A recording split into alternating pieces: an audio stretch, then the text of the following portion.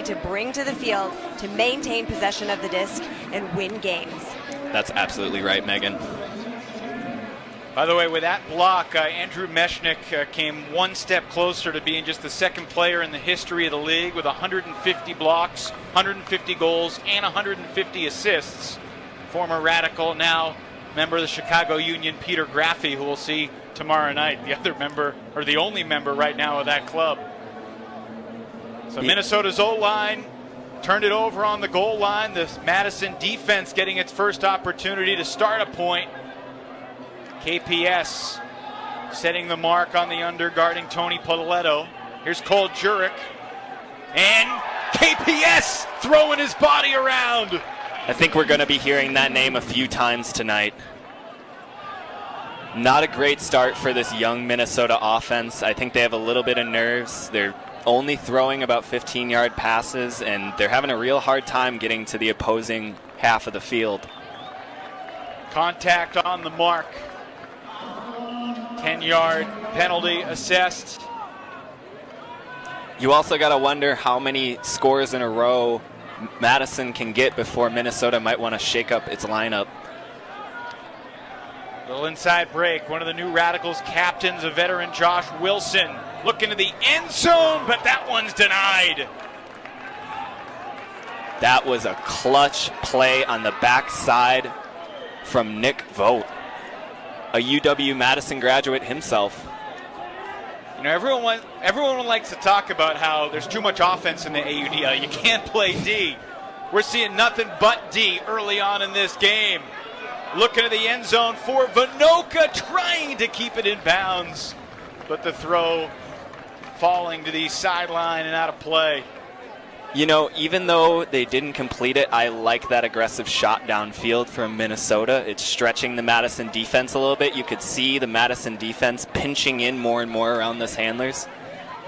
I agree, Adam, and I was a little bit concerned that Minnesota would not show that look tonight, and Madison would have a very easy time clamping down and would end up suffocating the wind chill. Looking for Weiland, this disc hanging forever.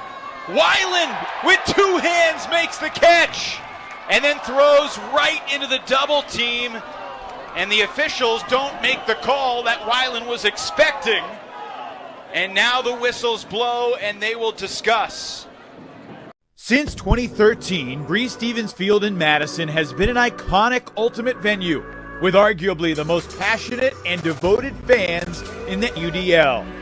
In the past 3 years, they've experienced everything from championship glory, disappointing defeat, and a pandemic-canceled season that left everyone yearning for Ultimate's return.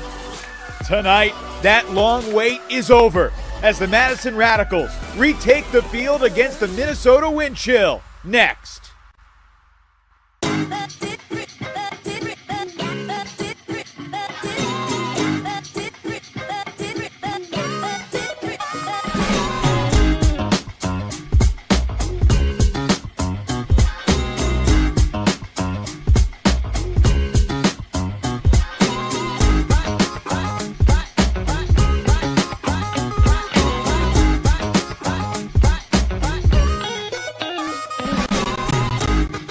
We welcome you to Madison, Wisconsin. They call this place the capital city of Ultimate, and I could not imagine a better place to be on this return of Ultimate AUDL opening night. It's the Minnesota Wind Chill and the Madison Radicals. At long last, we are playing Ultimate again. Hi, everybody. So great to be back with you with Adam Ruffner and Megan Tormey. I am Evan Lepler, and guys, I don't know about you, it feels surreal to be on the mic, getting ready to watch a live game. It's been too long, but here we are. How you feeling? Oh, the word that keeps running through my mind and has been week after week is grateful. I'm so grateful that we are finally at a point to be excited about the beginning of a season again. Absolutely, Megan. I mean, it's been almost 2 years since we've been here. I can't wait to be back in the capital city of Ultimate. It's a perfect night on the Isthmus. Beautiful weather for Ultimate. Let's get out there and have some fun, huh? And it's a little toasty. You may tell with the beads of sweat are dripping a little bit. These players will have to weather that tonight. But there's a lot of newcomers on these teams, but Brian Vinoka is the mainstay. and he's a foundational guy who might be the most important returner on the Minnesota offense. Absolutely. The team's lone all-star from 2019 was kind of their talisman for their games here in Madison. You know, in their win in Week 6, he scored 5 times, and when they came back here for a second trip, he only scored once, and Minnesota lost. And without their center handler, Josh Klain, tonight, I think Minnesota's offense is going to need their top guy in primetime form. I expect Bevon to get a lot of touches tonight, and I think he's going to perform at an exceedingly high level. And he's one of the workout warriors in this league. So is Madison's Kevin Pettit-Scantling, who has meant so much to this franchise through the years, the heartbeat of the team, and considering all the mainstays that they've lost, his presence is even more important, Megan. He has always been exemplary in terms of showing his teammates what kind of work ethic is necessary to succeed. Considering the number of new players they have this year, as well as coming off of an extended off season, his work ethic and more importantly his heart is going to be absolutely essential to bringing the newcomers into the Radicals fold. Been nearly 700 days since the fans here at Breese Stevens Field got to watch that guy lay out. Tonight's the night. He'll do it again. The Wind Chill and the Radicals. Opening night 2021 AUDL. Let's go.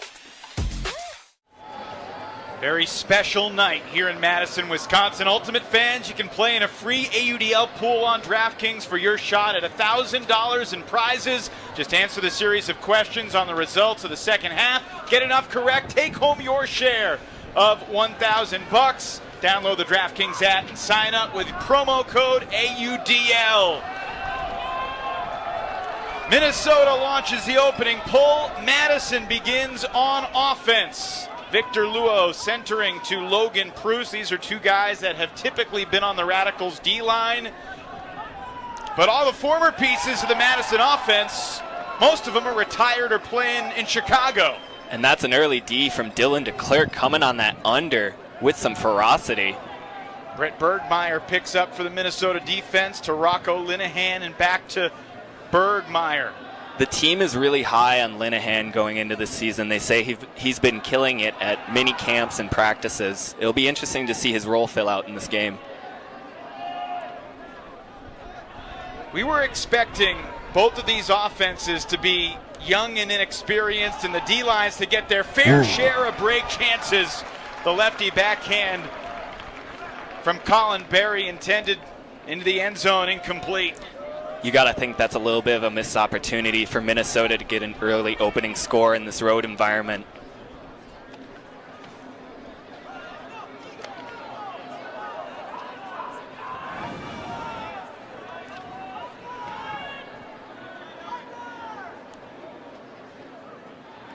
I mean, the anticipation for this first point in the return to Ultimate.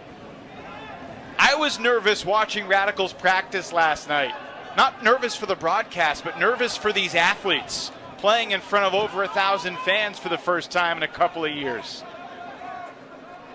And with so many new faces on both these rosters, I think it's going to be a little bit of an acclimating process with these fans.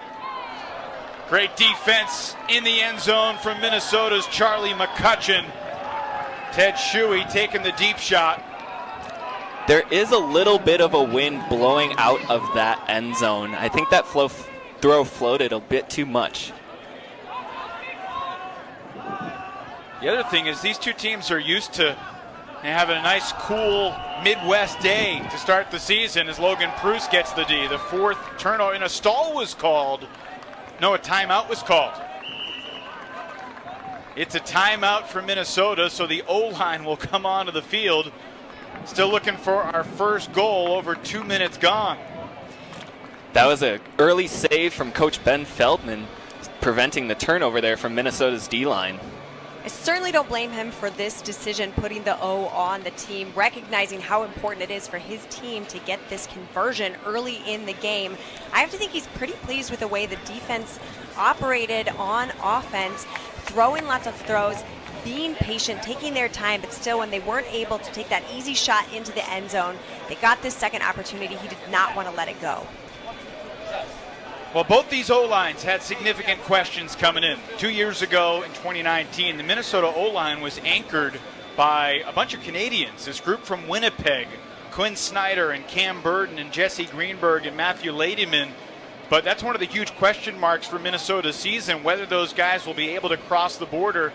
They're optimistic they'll be able to play at some point in July or August, but right now it's a bunch of new faces along with Brian Vanoka on this Minnesota offense. And we can't forget to mention the absence of Josh Klain from this game, an all-AUDL talent thrower. He's been a rock at the center of this offense for the past 3 seasons and is still recovering from an off-season shoulder surgery right now. They're a little bit uncertain as to when his return will be, but they're hopeful with it by the end of the month. Yeah, Josh told me if this was a playoff game, he'd be playing tonight, but it's early in the season, doesn't want to risk it, and that's certainly understandable. Tony Paletto and Andrew Roy are going to be the 2 primary handlers. Whoa. And Madison, did he catch it? Did he hang on? Yes! No! They say it hit the ground. Andrew Mechanix almost started the season with a Callahan. KPS is in the end zone for the Radicals. You could not ask for a better break opening score for this Radicals home team. The absolute backbone of the defense since their inaugural year, Andrew Mechanix flying in for that huge block. It's just, I've got chills already. Technically not a break because they started that That's long true. point on offense, but it feels like a break, and we're going to have a lot of momentum twists in this game. And this just goes to show how utterly important it is for the returners who remain to have solid games. They are going to set the pace for Madison and show the newcomers what kind of energy they need to bring to the field to maintain possession of the disc and win games. That's absolutely right, Megan. By the way, with that block, Andrew Mechanix came one step closer to being just the 2nd player in the history of the league with 150 blocks, 150 goals, and 150 assists. Former Radical, now member of the Chicago Union, Peter Graffi, who we'll see tomorrow night, the other member, or the only member right now of that club. So Minnesota's O-line turned it over on the goal line. The Madison defense getting its first opportunity to start a point. KPS setting the mark on the under, guarding Tony Paletto.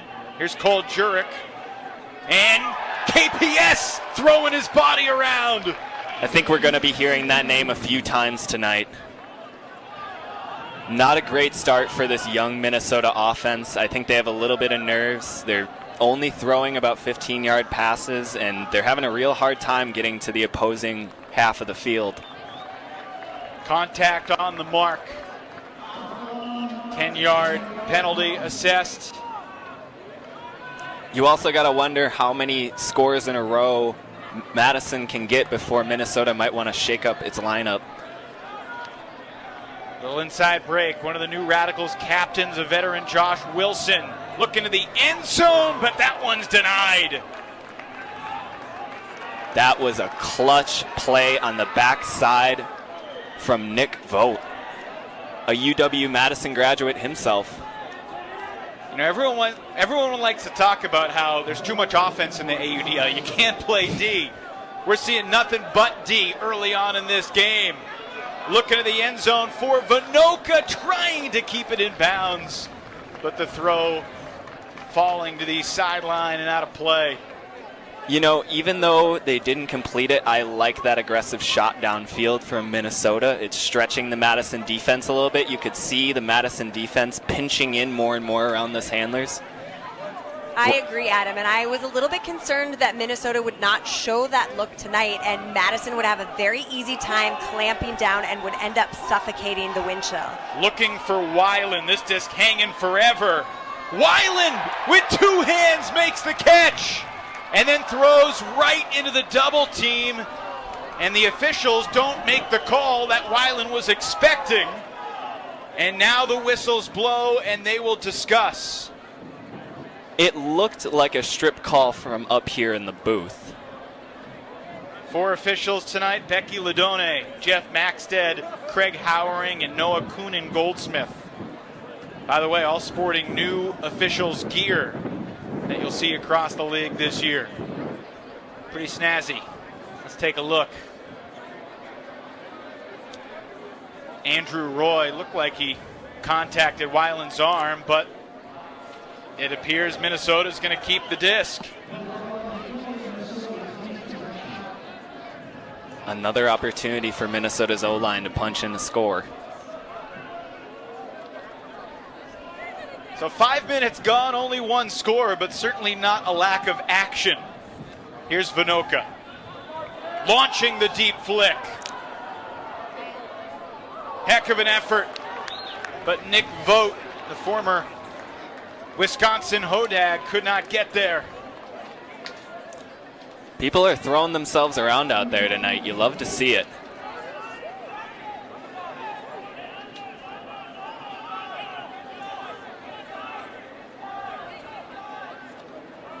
Ooh.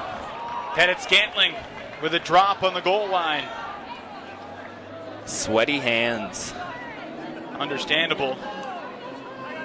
Minnesota with a great opportunity here to punch this in. Paletto and Roy play catch. Minnesota has been constructing around this kind of small ball. You really hope to see them punch it in this red zone up. There it is. Paletto dishes for the score and the equalizer.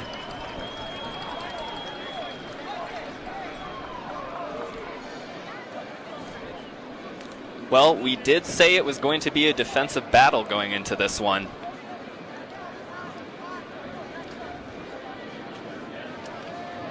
Let's take a look at the keys to the game for both these teams. Minnesota, Ben Feldman talked about the importance of surviving the first quarter, just keeping it close, withstanding the Madison energy. And Megan, for this Madison squad, I mean, they got so many rookies. The question is, which one of those guys are ready to contribute now? And we will find out here today. They are already being battle tested, understanding that there's just a little bit different pressure in a game experience versus practice experience. It's going to come down to who can fall into a groove just a little bit faster than the opposing team. Flying by with the bid was Dylan DeClerc. That's what he does. Dylan Power to Victor Luo, launching the lefty backhand just shy of the end zone for Ted Shuey. Much smoother point that time for the Radicals offense.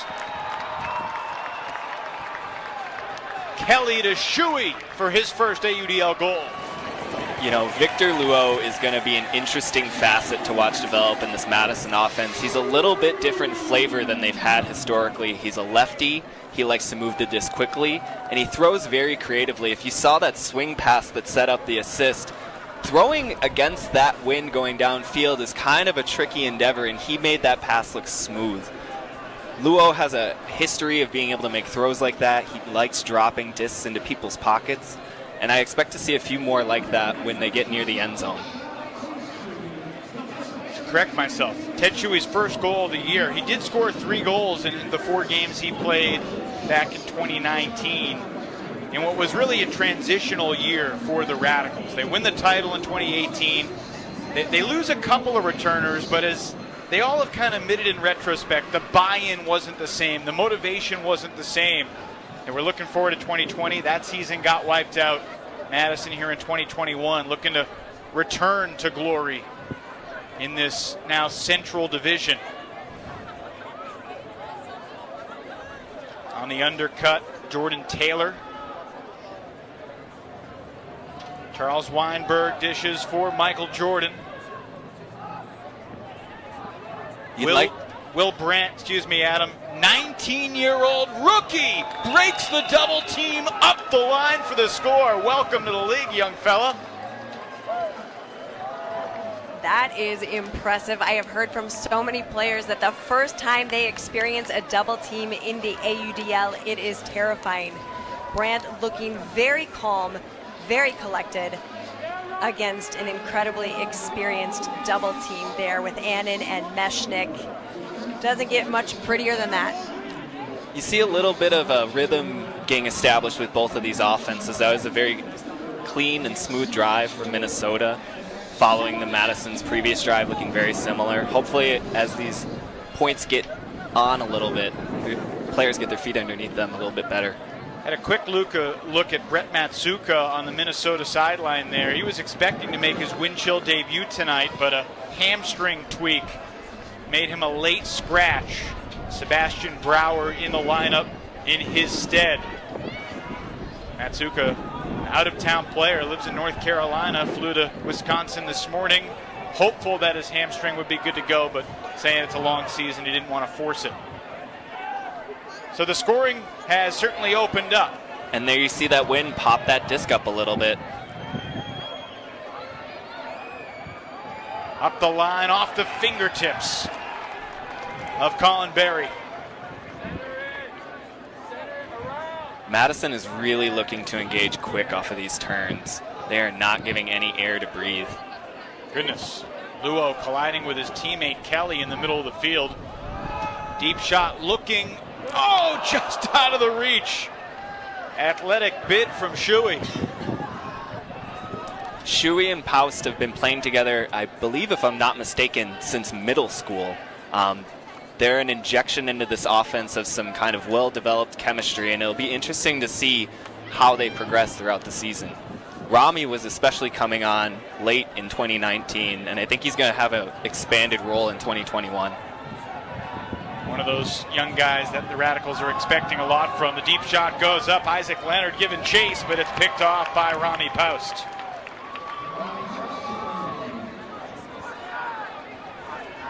And a mistake there. Henry Goldenberg, 22-year-old University of Wisconsin product with a drop. The nerves certainly aren't surprising, right? Well, the nerves and having missed an entire season, 2020 was a very long year of no ultimate. And it takes a couple of games to get that speed, get that practice, get that muscle memory back under your belt. I would also say the pace of play is pretty frenetic out of the gates here. Players are really not holding on to the disc long at all. Wind chill, looking for their first lead. Colin Berry returning to the Minnesota lineup, puts the wind chill up 3-2. Berry is someone the Minnesota team leadership is very excited to have back on their team. They think of him as kind of being an ultimate canopy defender to pair alongside the league leader in blocks from 2019, Jimmy Kittleson, but he's also great on these counterattacks. He's good with the disc, and he's especially good in the air downfield. And he's just one of those guys who is kind of a galvanizing rod for people on the team. Very friendly, people like working out with him, and people like playing with him out in the line. How about the receiving yards and throwing yards that we've got on the graphic for the first time? The nerd in me is wilding out, Evan. Just going nuts. Aren't we all nerds in our own way? Absolutely. So Minnesota in front for the first time. It's one of 4 opening night games across the league. DC is in New York to take on the defending AUDL champs. Empire lead that one 10-9 early in the third quarter. Tampa Bay's in Philly 8-7 Cannons late in the first half, and Indy and Detroit 9-8 AlleyCats late second quarter in Indianapolis. Weiland to Pettit Scantling. Look how quick this disc is moving. Yep. Tom Annan told me he was excited to play D-line again. Takes him back to his college days at UW. The O-prime line, they call it, converts. Wilson to Kanaki.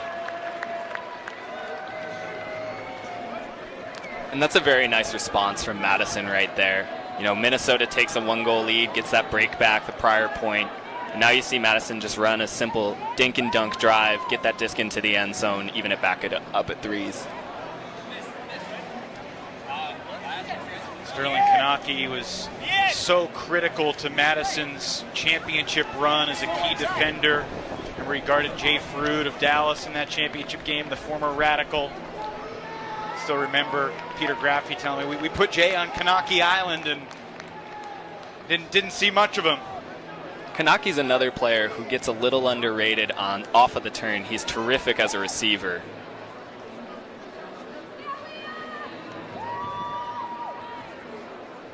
Look at this crowd filling in tonight. It is magical, isn't it? One of the largest pre-sales from a ticket standpoint that the Radicals have ever had. I think the fans are as excited to be back as the three of us are. our entire crew and these players and coaches, there's just like a giddiness and a nervous energy too, but it has been a long time. Yeah, certainly Madison is a town that has always been excited about their ultimate, but this feels more special than usual. Roy and Paletto, two primary handlers for Minnesota, with Josh Klain still working his way back from shoulder surgery. I'm going to say off-season shoulder surgery, but that doesn't really narrow it down. The off-season is about 21 months. Madison coming out with a traditional zone look here. Mechanix on the mark. Been seeing that since 2013, 2014. Maybe one of the best ever at hand and foot blocks. He just gets a piece of discs all the time. Not sure there'll ever be a better double team in the league than Mechanix and Matt Weber back in the early Radicals days. Oh my gosh, Evan, I was just thinking about that the other day. They were an absolute wall together. It's a rookie, 20-year-old Ian McCoskey doing the double team there as the crossfield over-the-top shot falls into the grasp of Michael Jordan. That was a nice throw. Gutsy throw, too. No one has really tried that kind of fade to the back corner, and especially upwind. I like that. I like Minnesota going for gutsy chances in this environment. The interesting things about this season is it's going to be hard to know exactly how to plan for your opponent in the early part of this season, simply because what happened in 2019 may or may not have bearing in this season. And Ben Feldman was talking about how his team prepared against what they imagined Madison would do, and that practice certainly paid off. Madison zones, they're trying a few new wrinkles to it, but Minnesota looked incredibly poised and collected against that junk look. That's well said, Megan. I think all these coaches are yearning for some game film to break down from their team and for the rest of their teams that they'll be playing. Hey, that goes for us, too. I think there's been far too much hypothetical the past almost 2 years. Fair point. Churning out the content of what could happen, no more. It's what has happened, and it's a 4-3 lead for Minnesota after they pulled to start the quarter. And a great underblock there. Jack Kelly looking for a strip call, but I don't think he's going to get one. Brett Bergmeyer. Minnesota with a chance to really seize control. Remember, they'll receive to start the second. Clock winding down in the first. Did he have it? That's got to be a strip. Ooh. Officials say play on, and Madison shoots it deep. Goldenberg comes down with it. Launches toward the end zone. At the buzzer. Wow. Jack Kelly's got it. Unbelievable. Wow. What a hustle play. A no call at one end, and then a buzzer-beating thriller at the other to tie it at 4. You don't wait for those whistles. You couldn't ask for a better first quarter ending back. And how about that trust throw from the rookie Goldenberg to Kelly? And Kelly had a bead on that read. He was out sprinting everyone for that disc. It was his from the time it was released. Wow. 1 down, 3 to go. We've got layouts. We've got hammers. We've got buzzer beaters. We've got fans. We've got ultimate back here in Madison. Quarter here in Madison, and the head referee Becky Ladone explaining the no call to Madison coach Tim DeBile and Minnesota coach Ben Feldman. The officials have had a long break too, and I mean, Adam, you thought that was a strip that could have been called and given Minnesota the disc, and they could have gone up 5-3 receiving. Instead, it's 4-4. It's certainly a big swing in the game. Again, we're talking about hypotheticals, though. There was no whistle, and you got to play to the end of it. And that's exactly what Madison did. You could see Minnesota lag a little bit after expecting that call. You just can't do that. You can't do that at the professional stage. Absolutely, Adam. In a game with officials, if there's no whistle, you play on, and there was too much hesitation from Minnesota and absolutely no hesitation from Madison. Great plays from both Goldenberg and Kelly. Goldenberg to go up for the half-field huck and then recognize the situation in his first game, launching it deep to Jack Kelly.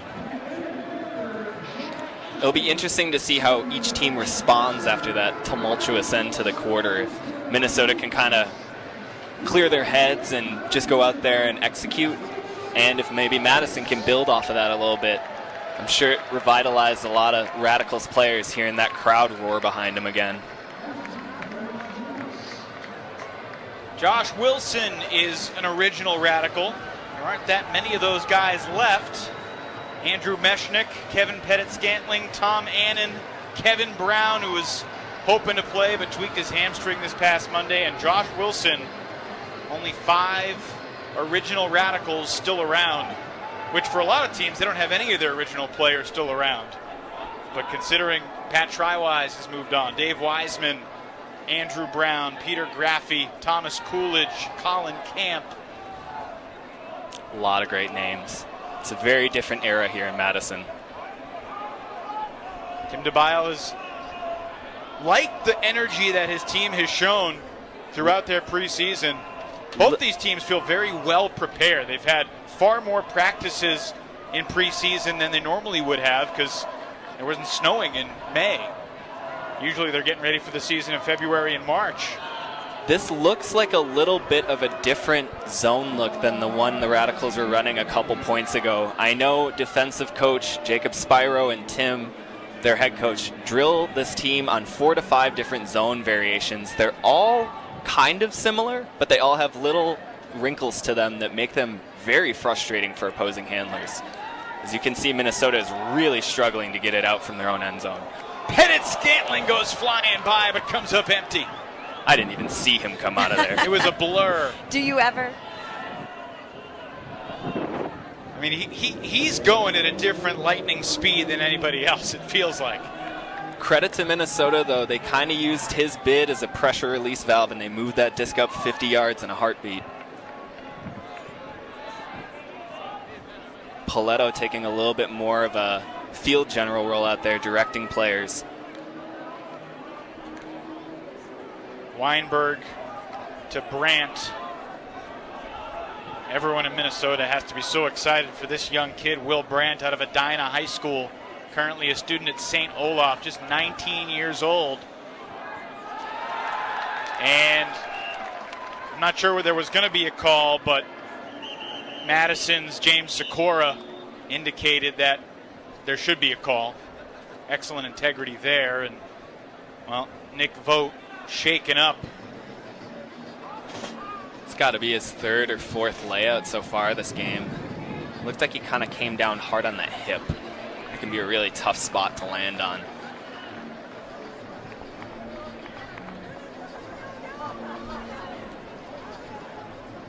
Nick Vogt, former gold medalist with the U.S. U-24 national team. One of a handful of Wisconsin guys who plays for Minnesota. And it's interesting, the Radicals have a couple of former University of Minnesota guys on their team. The cross-pollination of these north central rivals. And that's Rocco Linehan coming in for the injured Vogt. Ian McCoskey replaced Sikora on the mark for Madison. Oh, and I think he got a piece of it. You can see the wind chill player just kind of put his head in his hands there. Wilson looking for Mechanic, trying to box out the defender. Referee had a hand in the air, and there's no call. Looked like it would have been against Madison. Yeah, that was a good box out from the Minnesota player downfield there.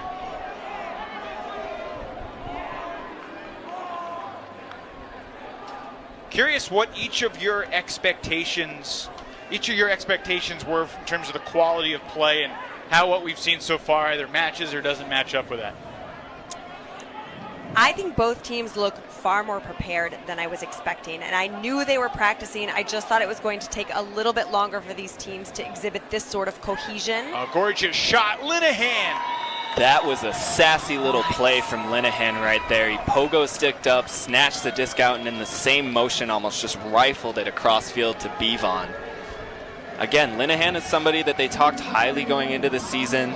They thought he could fill a role similar to Cam Burden, doing kind of a utility role off of maybe the more central handlers, and you saw it right there. He activated from his downfield receiving position and fired a little missile across field. A nice veteran positioning from Bevon, who put himself in a position for a cross-field throw like that. First goal for Vinoka. A reminder, you can get in on today's action. DraftKings has you covered. You can play for free when you sign up with a promo code AUDL. Just download the DraftKings app. Make your picks on the results of the second half for your shot at $1,000 in cash. And remember that Bevon goal, because that could help you in winning some money. I'd like to see Bevon get a few more touches for the Minnesota offense. I feel like he's been pretty quiet in this game so far. And officials didn't even make the call, but Minnesota Mark said he fouled Rami Paus, so he'll march off the 10. Not surprised that we see good spirit from both these two teams. They've had battles through the years, but there's a ton of mutual respect. We mentioned the cross-pollination, Madison and Minneapolis and the Twin Cities in general. I'm one of those people too, Evan. Yes, these are your two teams, your two cities. So they say, so they say. Pruis is another nice wrinkle for this Madison offense. It's Luo. Similar to Victor. Paused back to Luo, and Victor carved up the wind chill defense in the red zone there to tie it up at 5. I know that Madison had a lot of high expectations for Luo going into this game, going into this season. So far, he has not disappointed. He has been very quick on his movement, both of the disc and of his body. As soon as he throws, he goes, he puts himself in optimum positioning. As we see here, he is not shy about getting into the end zone if the opportunity presents itself. Victor's kind of a cool operator. I think he's been waiting for this moment. You know, he's somebody who you've seen at practice the last few years, and you kind of wonder, why doesn't that guy get maybe a little bit more playing time? And I think you're really going to see him flourish with a few more touches in this kind of featured role in the Radicals offense. Almost a decade ago, he was living in Boston, and he was trying out for the Boston Major League Ultimate team that was coached by now Boston Glory head coach Sam Rosenthal.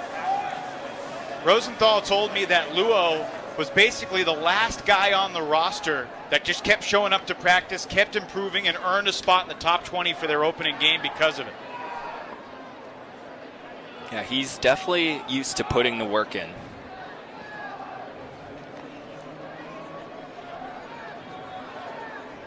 Weinberg coming across the middle, marked by KPS. Kanaki's on Taylor, who launches for Vinoka. What a shot by Jordan Taylor. Vinoka with a goal. And those are the kind of pieces, if you're Minnesota, you want to see with the disc. I think in that first quarter, we saw Madison doing a very good job of keeping the disc in the hands of the younger players on this wind chill O-line. And then that drive, you saw some of the veterans taking over. You see Weinberg get the reset, shoot it up to Jordan Taylor, and there's Bevon streaking for the end zone. You know, one thing that Minnesota has done in the past, and I was curious if they'd be able to execute it this season, is how well they keep the downfield space open for players to make cuts. And there you saw Bevon, just like the previous point, had so much space to work with. Ben Feldman talked about some of the new players they brought on had been coming from the club that likes to throw a vertical offense, and there's been a little bit of work that has gone into helping players operate more laterally, and that work has definitely paid off. They've been looking so clean and open downfield. And I think Minnesota absolutely wants to kind of engage those vertical elements a little bit more here. Post launching deep, and Weiland tried to make the adjustment. There was certainly some contact, but no foul call. Madison taking a lot of shots to Weiland deep early. You know, he's a very good speedster, but I think sometimes when you leave him on an island that deep away from the play, as you saw earlier with the potential strip call, he can get a little nervous on that end zone line. One of our big questions was who would be the deep threat for the Radicals, because there's no more Colin Camp, there's no more Peter Graffey or Pat Schreiweiss or Dave Wiseman. And Kevin Brown could have filled that role, but of course he suffered the hamstring injury earlier this week. And the hammer crossfield a little too far. Total the intended target, Scott Hearn. That was a questionable decision there. feel like he got a little impatient with the double team. Under defense from Charlie McCutcheon. Players got to stop looking for calls. Hey, McCutcheon looks pretty quick out there for the wind chill. Timeout called from the Minnesota sideline right before that disc was released. So you get 2 timeouts a half. Oftentimes the coach calls it when the stall count is high. Ben Feldman's 2 for 2. You mentioned McCutcheon. McCutcheon is another defensive add to this Minnesota team that they're really excited about. He's a pit bull out there. He likes to get his body into people. He likes to take away your best option. And he likes to out-hustle you every step of the way. And you kind of saw it there. He doesn't get very many quote-unquote clean layout Ds, but he's a grinder. Look at the crowd. What a night here at Breeze Stevens Field.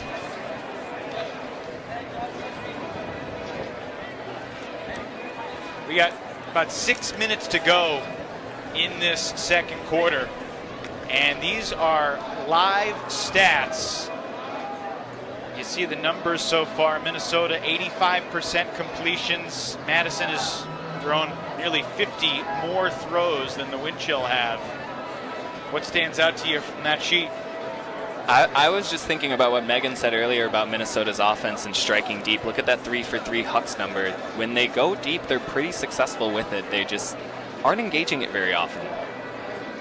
And like you said, Adam, earlier, the Radicals have been making kind of some interesting decisions. I'll say poor decisions, unless their aim is to stretch the defense. They certainly need to adjust the execution of their Hucks. They're not getting the looks they want.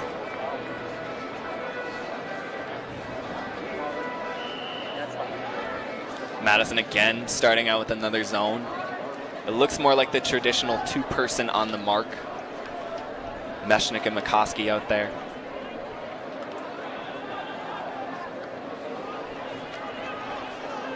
Wind chill on the march.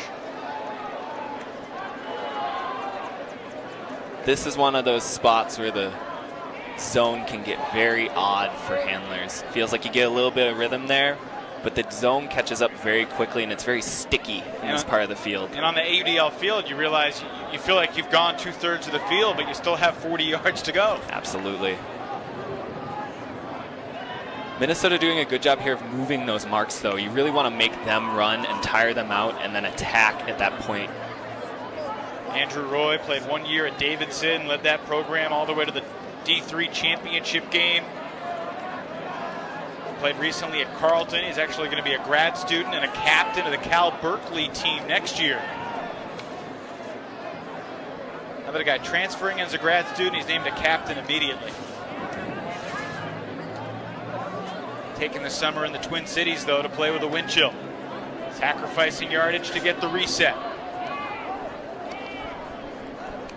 Here's Roy again.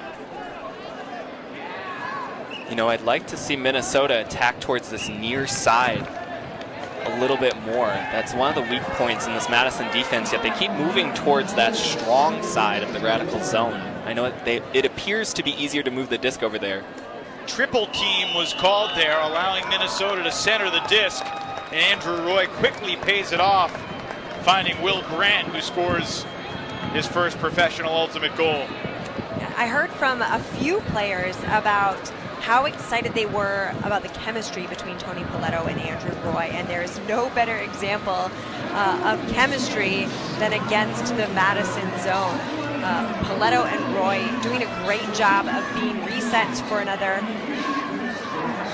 maintaining forward momentum while keeping just shy of the defender's outstretched reach, enabling Minnesota to get close enough for that score.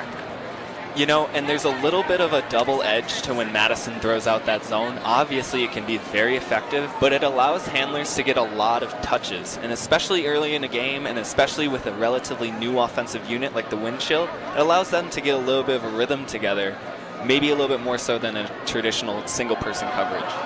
You know, I think those stats we showed were actually flip-flop for the two teams. I think so, too. Because that's Minnesota's second break, and now they lead 7-5. It was the completions number that really gave it away, and Minnesota is completing a lot more passes this game. Yes, indeed. working out the kinks after a long layoff, but goodness, no place in the world I'd rather be right now than right here in Madison, Wisconsin, alongside Megan Tormey and Adam Ruffner, our entire crew, led by Luke Johnson. Radicals in the wind chill, first of 12 regular season games in a condensed regular season. We'll play all these games in the next 12 weeks. You guys seeing how confident this Madison offense is starting to look out there? Definitely a difference from the first quarter, that's for sure. Weiland, nicely done to Kelly. Is Jack Kelly going to emerge as Madison's key downfield threat? He's a fast guy, and he's definitely a natural receiver. You could see on that buzzer beater at the end of the first quarter, he just kind of goes and gets. I don't think he's had a bunch of opportunities to show that, given that he joined the team, when they were replete with depth, on the offensive unit. But I definitely agree with you. I think you could see him emerge as a top goal scorer for this Radicals offense in 2021. And he's a guy who's been on the team since 2017, but only played 3 games that year, only played 6 games in 2018. And he came to that championship Sunday 2018 expecting not to play. He was not among the active 20, and then something got tweaked in warm-ups, and Tim DeBow said, Jack, you're in there. And he went and played in the championship game with very little notice. I think Jack is very good at kind of stepping into those sudden roles. And he's one of those guys who simply suffered from joining a very established Radicals roster a little bit later than, the traditional standbys of Wiseman and Triwise and Graffy. And so it's not as if he's any less talented. It's just that he simply hasn't been on the team as long. And I think, like Victor Luo and a couple others this year, you're really going to see them stand out. Oh, what a catch by Vinoka, unless he didn't catch it. I thought it hit the ground, but the officials made no signal immediately. Vinoka checking the scrape on his elbow, and they're calling it up. Bifon kept this disc alive after fumbling it on the layout. You don't see Mechanix disagreeing with that call at all, and he was standing right over the top of it. Wow. Great focus there by Vinoka, one of the captains of this Minnesota team.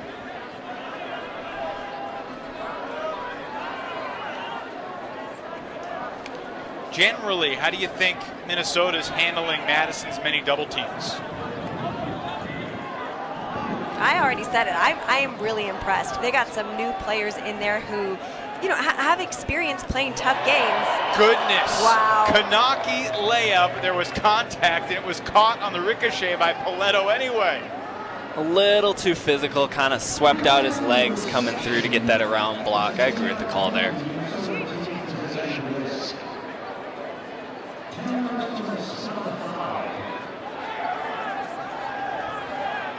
Yeah, it's a little bit of a tackle there. Well, to finish answering your point, Evan, I am impressed because I know it can be a new beast entirely matching up against 2 defenders. Minnesota has clearly practiced against this. They're holding a lead almost until halftime, so I got to agree with Megan on this one. I think they're doing a pretty good job of fighting off some nerves in a tough road environment. Pettit Scantling with the bump. And a lusty boo from the home crowd. I love it. Yeah, I love it. That boo makes me so happy. You guys know it's coming too. Fake countdown. Oh. I think they might actually be reversing that one.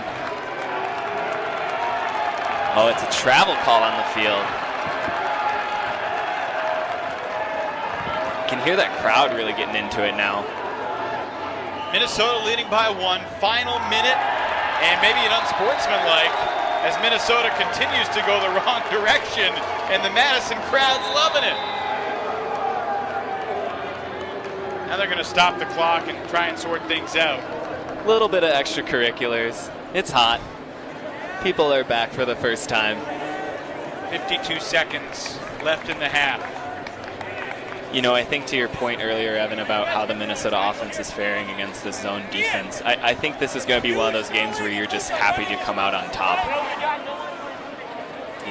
Win and win ugly if you have to. question about that.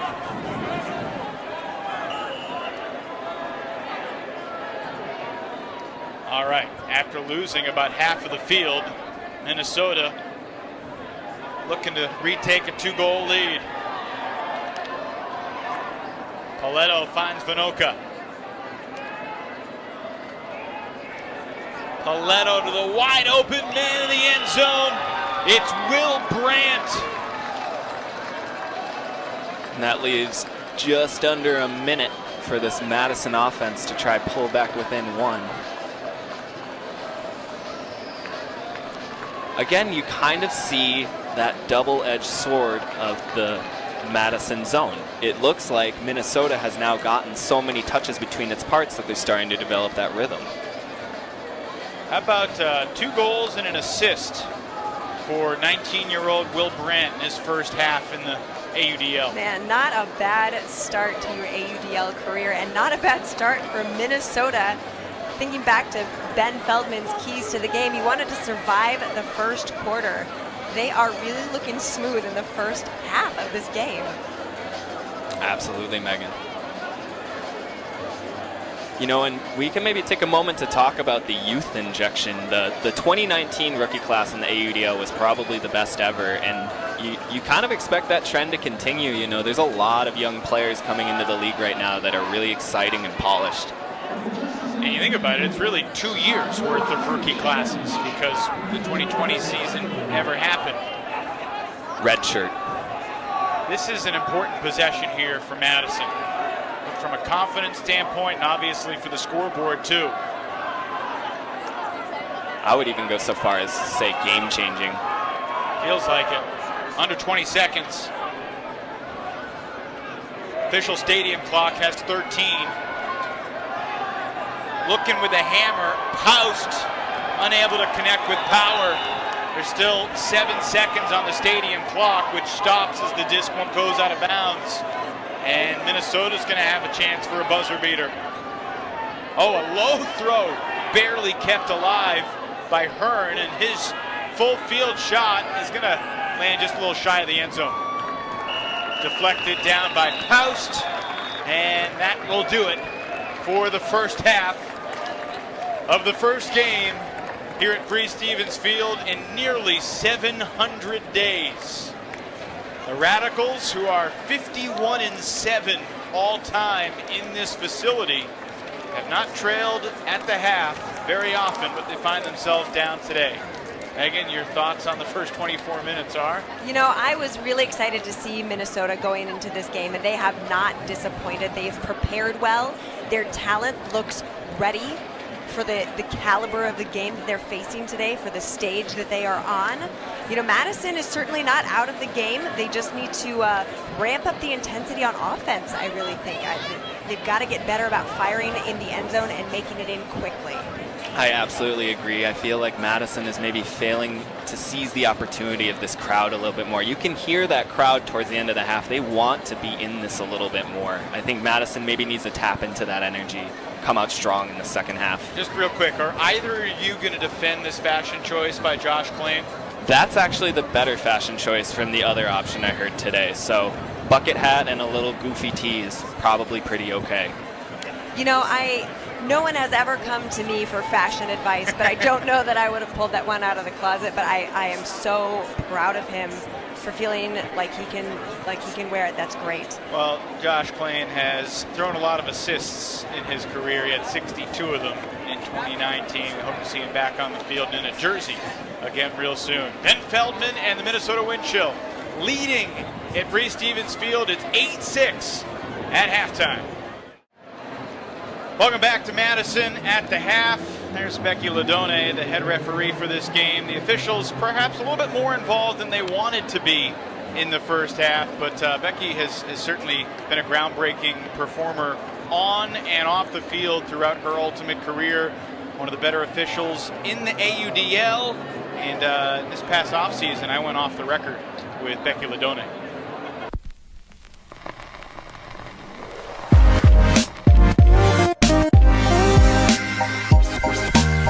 Becky Ladone, Marquette University, Illinois State University, AUDL referee, 3-time world champion.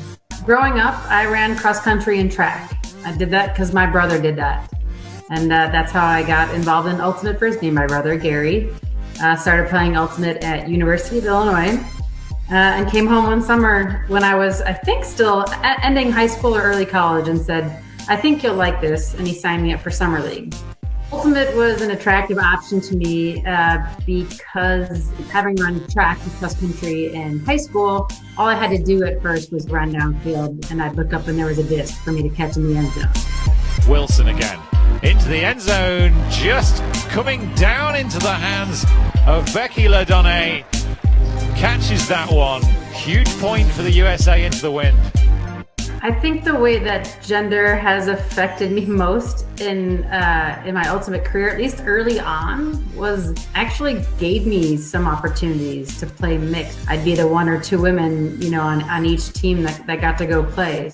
Certainly have missed out on things. I'm near the end of my professional prime, and yet women's professional Ultimate is just starting. Part of the reason I'm an AUDL ref is because I wanted to make sure that there was a woman on the field. And that's part of why I coached the Hodags. I wanted to make sure that people were seeing these men's teams with women coaches. People are watching this men's Ultimate Frisbee game and there's a female on the field. I've said yes to things lots of times in my Ultimate career because I'm female and because I want people to see girls to see females in this position.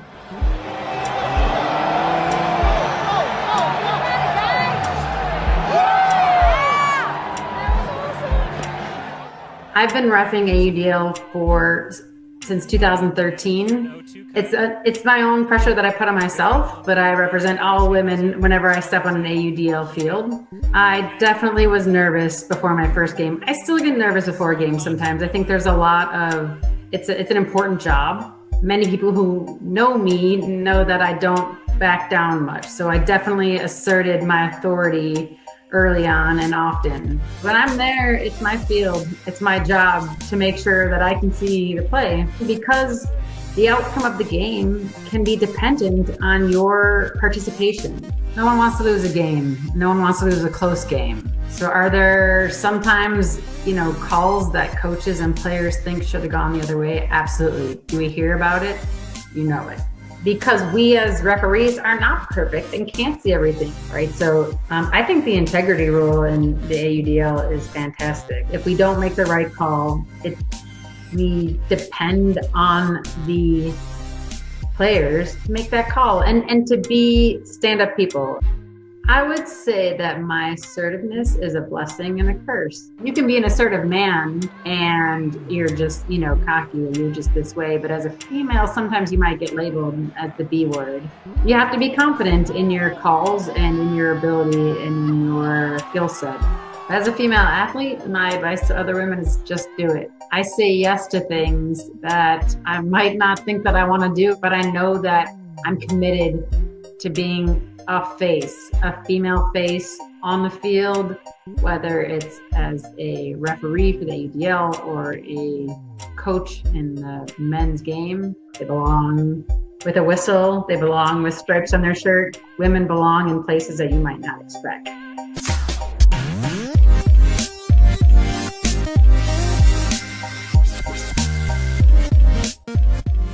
Thrilled to have Becky Ladonne in the American Ultimate Disc League, and thrilled to be back here in Madison. Evan Lepler, Megan Tormey, Adam Ruffner, our entire crew, and the new partnership with DraftKings just underway.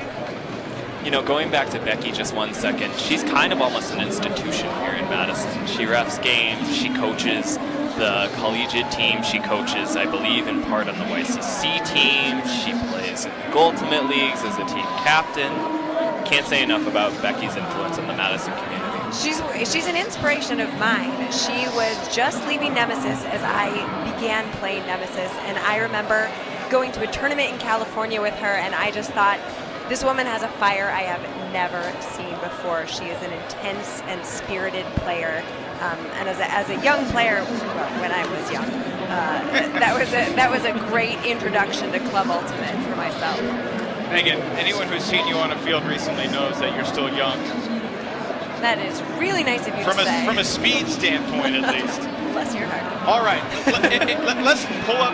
Let's. I mean, what an atmosphere here. Look, like this is just such a long time coming, and it's beautiful, isn't it? It's amazing. There were so many times during the pandemic when I thought, was my life before this just a dream? Being in the presence of so many people feels marvelous and novel and also obviously very familiar at the same time. It's just really good to be back here, back in this atmosphere. I ditched you all a couple minutes just to go hang out down there in the grandstands. You know, Just better to company. breathe it in. Better company too, yeah, definitely. Take one more look at these first half numbers. Madison's defense did not register a single break in that first half. That might be the biggest surprise of all. 195 throws, 184 completions for the wind chill on the road in this atmosphere. Yeah, I think of all the things, that's maybe the most surprising for me. I just thought that they would be able to fluster these younger Minnesota players a little bit more. And Minnesota looks, as I've said before, really well prepared. So I'm curious to see if Tim has additional changes, some switching that he plans to do within that zone defense that could create a little more pressure.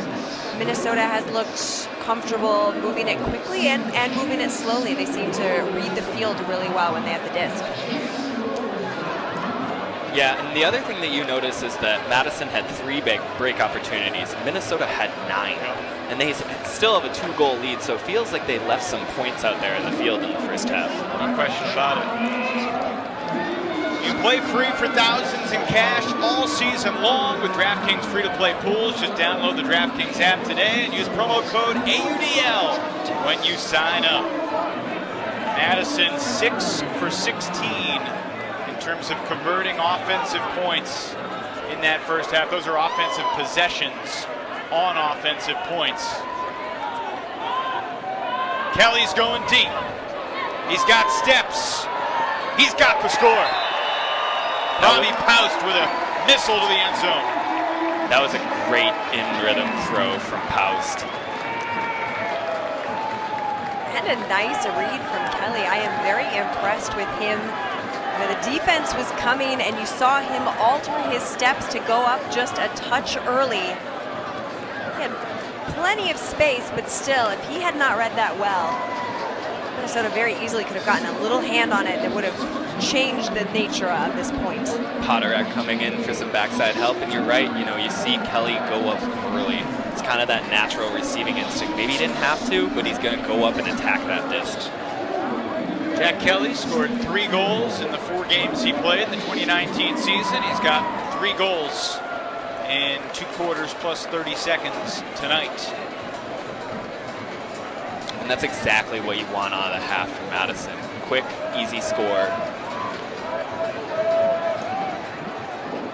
And now to see if the defense can get the back of, wow! What a play by Dan Garlock, nearly a Callahan. And we're tied at 8. Garlock on his way to being a hometown hero. Radicals crowd into it right out of the half. Garlock, a rookie. He's somebody that the team is also pretty excited about. They've been waiting for him to get an opportunity like this and to see him make a big play right out of half. Almost get that Mac Callahan. Man, he kept his composure in that moment. He did not let it get away from him. You noticed him attempt to follow it, let it milk it right into the end zone, but he was still shy. He thought about putting it early, but holstered and then waited for the right opportunity. Talk about creating an opportunity for conservation of greatness. Garlic did not lose his head, did not lose his cool. What a cool moment for Garlock. Oh, you can see him buzzing from across the field here. That's just a happy moment. You love to see that. So that's 2 goals within 15 seconds of one another for the Radicals. Like I said, they need to come out into the second half fired up, and it looks like they are. They scored 2 goals in the entire 12-minute second quarter. You know, historically, the third quarter has been a little bit of a problem child for the Radicals, so for them to get up 2 quick scorers in the first minute is really important. The wind is still rippling. Minnesota's going into it right now. And this is actually a D-line offense for Minnesota after that break. Kind of an interesting choice. That was a very quick turnover. The Minnesota offense wasn't necessarily tired. Linehan comes up empty with a bid. Tom Annan, veteran handler, picks up. Is that a lefty backhand downfield from Pettit-Scantling? Oh, that's a big turnover. Sikora with the throwaway. Linehan unleashes. Will it hang long enough? No.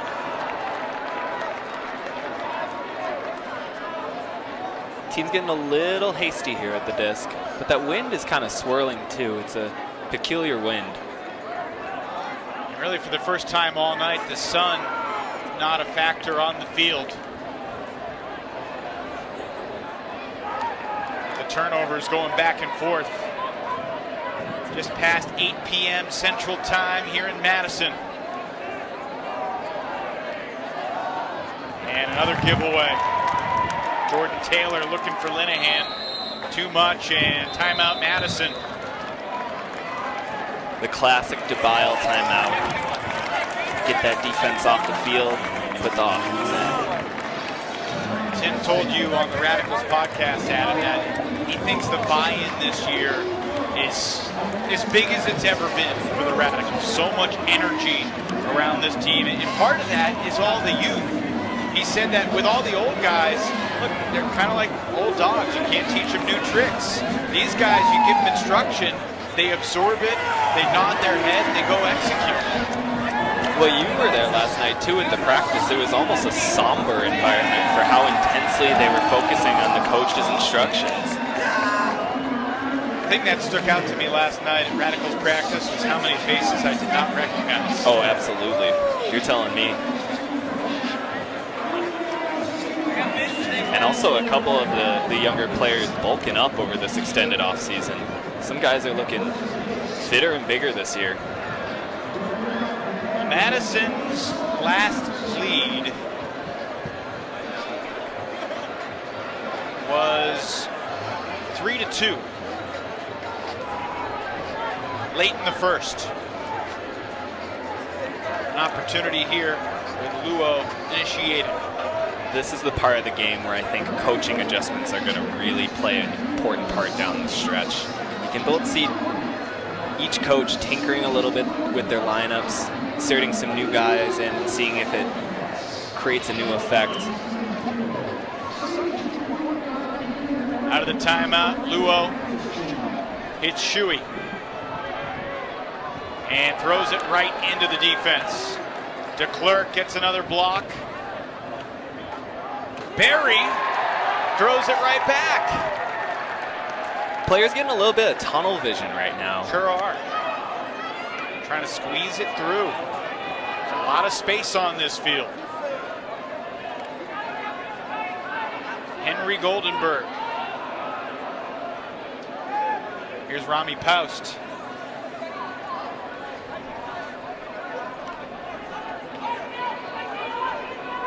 Rami kind of filling the role of quarterback of this offense in the last few points. Luo going cross field. Avery Johnson's been quiet tonight, but he makes that catch on the second effort to give the Radicals the lead. Avery Johnson just comes up with the disc. I can't tell you the number of times that guy has caught back line, second effort, tumbling over, waffle disc catches, but he simply has a knack for it. It was a nice put from Goldenberg to get over the defense, putting the disc in Luo's hand, but you have to give all the credit to Avery Johnson for keeping his head as he made that read. Didn't get it on the first attempt, kept his feet under him to catch it on the second attempt. And he did a good job of putting McCutcheon on his back there, you know, shielding him out from the disc, making sure that he had that primary position. So true. He gave himself that second opportunity by keeping his defense well behind him. Yes. You know, Adam, you had talked about the third quarter historically being problematic for Madison. I'm very curious to see how both of these teams handle both the third and fourth quarter. We talked about it a little bit at the beginning of the game, but it's really difficult to simulate Ultimate through that extended off season. I'm sure so many of these players have been working out very intensely, but it is a long game, so we'll see who is able to continue to play a high energy game after a very, very long time of not playing Ultimate at all. First final score of the 2021 season has arrived. Final from New York, Empire 19, Breeze 18. Windchill player goes tumbling, and this will be interference on Kanaki. Kind of felt like both players were jockeying a little there. Jurek and Kanaki both can mix it up a little, but it is a no-contact sport. Non-contact.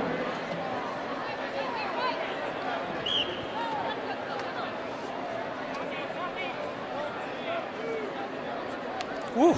Turf burner. Crossfield hammer. There was some contact. Kanaki saying it should have been a pick, and are they going to make the call? I don't know about that one. It kind of looked like Sterling turned around and just went into the Minnesota player. I don't know how much it was a pick per se, but refs feel that it was.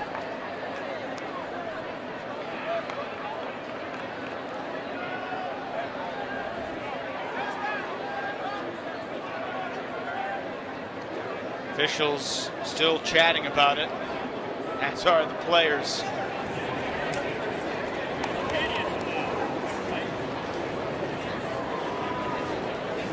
Feldman looking a little heated on that sideline.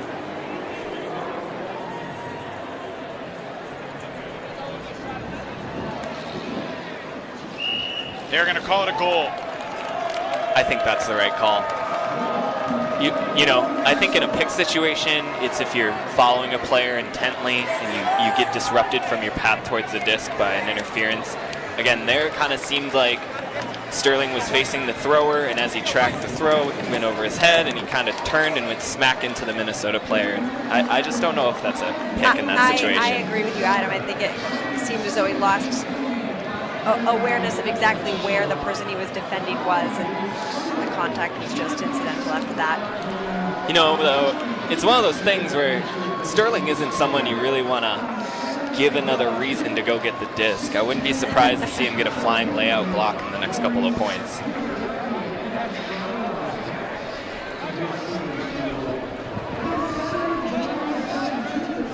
Check out AUDL store, tons of great merch, team jerseys. KPS, Brandon Mattis, Sean Mott, AJ Merriman looking good. All right, 9-all. Just over 7 minutes to play in the third. You guys think we got overtime tonight? I mean, I predicted it on Wednesday, so I haven't changed my thoughts since then. Always love some free ultimate. A long way to go in regulation. Ooh. Faust picked off by DeClerc. DeClerc is having a nice game in that interstitial lane space. You know, I think he's got 2 to 3 blocks at this point. That was his third. Again, a very underrated single-person defender on this Minnesota defense. Very good at pursuit on those underthrows, especially as we've seen here tonight.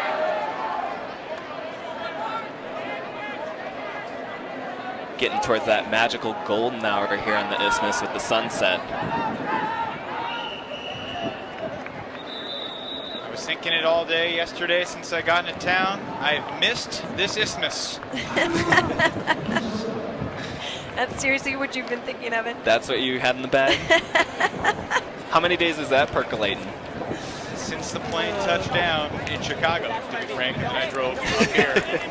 Heading back to Chicago tomorrow for the AlleyCats and the Union. Indy looks like they're going to beat Detroit in their opener. It's currently 22 to 13 late in the third quarter. Grand Park in Indianapolis. You know, but this is a big point right here. That is a very important timeout that Minnesota just took place to get their offense back on the field. They could again retake the lead after falling in that early 2-goal hole this quarter.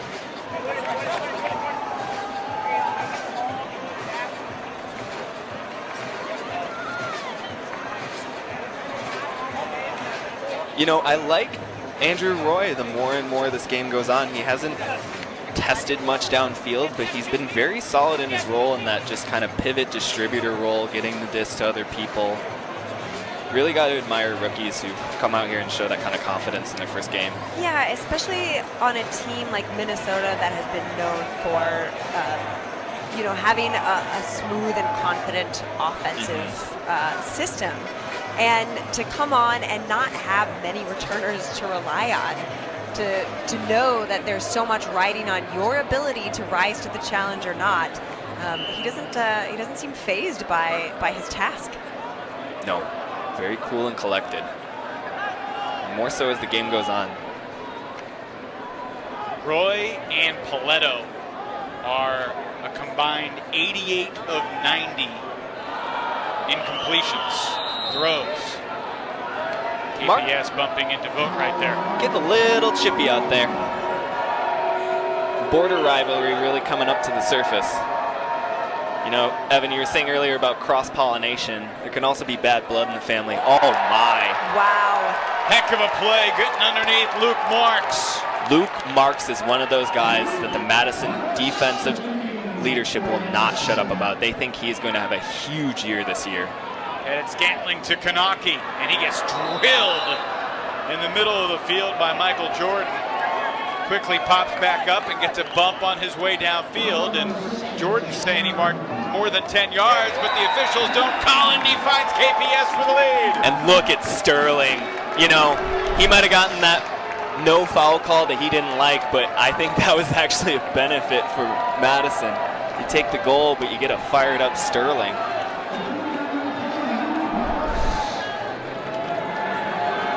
Well, this is living up to what we hoped for. 10-9 Madison midway through the third. That's a real missed opportunity coming off that timeout for Minnesota too. You know, you call a timeout, you get your offense out there looking to take the lead by 1 goal. And instead, Madison gets a break opportunity, or maybe not a break given the timeout and the switches, but you know, they get a goal and they get the crowd right back into it. You know, this happened earlier in the game, and Adam, you mentioned it. Minnesota was waiting for a call, and that hesitation cost them. It cost them again here. Sterling was just a little more prepared, and I understand Minnesota, you know, looking to the officials because it looked to me like he took more than 10 yards. But you still have to be ready to defend, and if you're not, Madison's going to take advantage. For the ultimate aesthetic, it's nice to not have the hash marks on the field, but for the yardage penalties, the football hash marks can be helpful. Incredibly helpful. All right, clock starts on the release of the pull, which rolls out of bounds. Rocco Linehan landed out of bounds, I should say. Linehan's going to center the disc. McCoskey and Annan set the double team. Hearn shooting it. Testing the defense. Gosh. Great backside help defense from Chase Marty there. Going straight ninja mode with that headband. That was the shot the Radicals defense was hoping for, and Marty was there in the deep, deep spot. Man, look at this closing speed as he just comes in. What a shock to Minnesota to see him come in and absolutely take that away. Radicals have a chance to take their first multi-goal lead of the day. But it's not going to happen on that possession because Dylan DeClerc gets his 4th block. DeClerc is fired up too. You could see him charged up after that one. I mean, all these players have been waiting so long for this chance. DeClerc shooting it. 2 receivers there. And Isaac Leonard is the one who will make the catch to tie it up. Wow. Ooh, I'm getting excited about this one. Smart look from Scott Hearn, noticing this disc coming down the field. Just taking a quick look to see if someone has a better angle on it.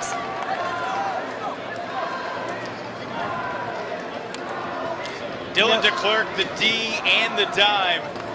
to build on his tremendous resume, the product of Drake University, who actually celebrated his 26th birthday yesterday. So happy birthday, Dylan. Go get yourself 4 blocks in 3 quarters.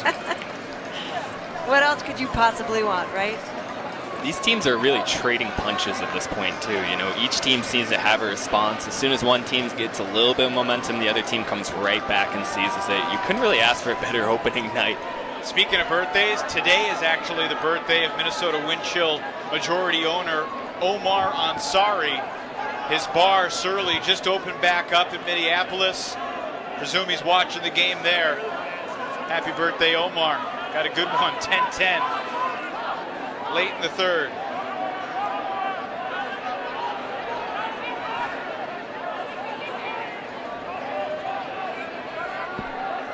Little push off, got away with it. Kelly to Luo.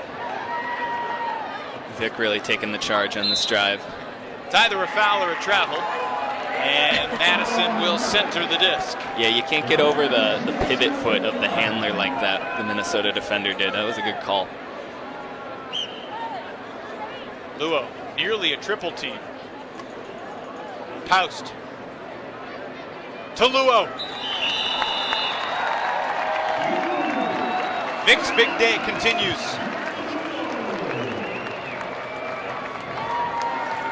What are you guys liking out of this Madison offense? I'm loving Victor Luo. He is, as I said, just rising to the occasion. And he has been instrumental in ensuring that Madison makes good pace downfield. He's been so quick in his movement, finding little spaces. And here again, we see him in the end zone because he is not afraid to move to the front of the end zone where he can make an easy reset or be an easy target if there's a small gap in between the defenders, like we've seen 2 times now. You're so right, Megan, and I think he just does such a good job of generating the action with his legs. You know, we call him a thrower, but the amount of motion that that guy initiates, it's almost more of a hybrid. By the way, Rami Paust is the game's leading thrower from a yardage standpoint with 270. That's more than double anybody else in the game on either team. Next is Minnesota's Will Brandt, just a shade under half of Paust's 270 at 134. Brandt with a disc here, a chance to chip away at that mark. Loses a couple yards on the reset. You know, and with this yardage stat implementation, it's really interesting what we can talk about when we talk about big throwers, because coming into this game, I wouldn't have guessed that Paust would lead the game in throwing yardage, and yet you got to kind of call him a big thrower here. Bile told me that, oh, what an effort there by Brandt. Did he keep a foot in bounds? Yeah, I don't know if his first point of contact was his feet, but oh no. Well, what's the saying? The disc never lies. Another chance for Madison to go up by 2. Something they have not done. This upwind end zone has been really difficult for teams. Headed Scantling to Wilson. He's in. Josh going from spike to nice guy right there. Holstering it and going for the high five. Like to see that. 2 of Madison's veterans combining on this score to give the Radicals a 2-goal lead. Madison has outscored Minnesota 6-2 in the third. When coming out of that timeout a couple points ago, Minnesota had the opportunity to go up 1, and instead it feels like a 3-goal swing from that point.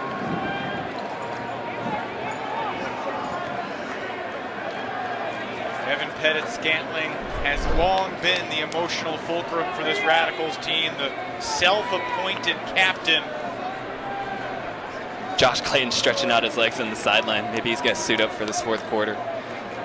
It's got to be hard in an environment like this to just be, you know, protecting yourself, doing the right thing, and you're in a close game knowing you can make a difference, and you just got to sit it out. Adam, there have been many games here in Madison that you've missed. How would you compare this crowd with some of the best ones we've seen through the years at Breeze? Oh, I would say this is up there as maybe the best regular season crowd ever. It looks like we've got well over 2,000 with all those sections filling. The bar area over to the left of your screen is full up. It's a great night to be in the capital city Ultimate, I'll tell you that. Taylor crossfield hammer gives up the yardage, but gets the reset to Linehan. Bergmeyer back to Rocco Linehan, University of New Hampshire product. Upside down throw to Taylor. And Jordan Taylor takes his time. Wow. Angles the throw to Colin Berry to bring the win show within one. You know, Minnesota is mutating their offensive lineups a lot tonight. It's Colin Berry out there catching the goal. He's usually on the defensive line. A couple points ago, McCutcheon was out there on the offense with this unit. It seems like Feldman's trying to find some answers for the inconsistencies that they've been experiencing against this tough Madison defense. Understandable for opening night. This is the only game of the weekend for Minnesota. Madison actually has to wake up tomorrow morning, get on a bus, and head to Detroit for their second game of the season, less than 24 hours away. Minnesota's next game is one that they've had circled on the calendar at Chicago next Saturday. You guys buying the Chicago hype, or we'll see them tomorrow in person? There's a lot of talk about Chicago being the best they've ever been. You know, Evan, I really echo your concerns about Chicago's ability to make all of their star pieces fit. It's something they've struggled with in the past. All the same, I am really excited for the Union this year. We'll see them tomorrow night, 7 o'clock Eastern, 6 o'clock Central, live on AUDL.TV. Game will air on Fox Sports 2 on Wednesday night. You know, this is kind of a tricky drive for Madison. They had a little bit more than a minute to start. You don't want to score too quick and give the disc back to Madison here. I think you kind of want to bleed clock right until a last second buzzer opportunity. Well, this may not bleed the clock, but Chewy able to make the catch past the bidding de Klerk. Props to de Klerk there. He almost got his fifth block. Marty up line for Chewy. He's in! 23 seconds left. Tim DeBile's Radicals back up by 2. And here comes the sideline mob. You like to see that late in the game. You like to see that kind of energy after a score like that. Been impressed with Ted Chewy tonight? You know, I am. I was more impressed that he holstered in that moment when you felt the momentum moving towards the end zone. Yet smart reset, and then even more intelligent than being the target downfield. As soon as you release that close to the end zone, sometimes you are the best choice to head straight into the end zone. He did a smart move. You know, Chewy's zone is that throw and go there too. He's lanky, he can get out quick from his break into a sprint. I like to see him do more of that. Adam, you mentioned that third quarters have been an issue for the Radicals in the past. Certainly not today. Tim DeBile, Jake Spiro saw their team score 6 goals in the first half. They got 7 here in the third with 23 seconds to go. I did say it was a new era too. Certainly is a new era of Ultimate here in Madison.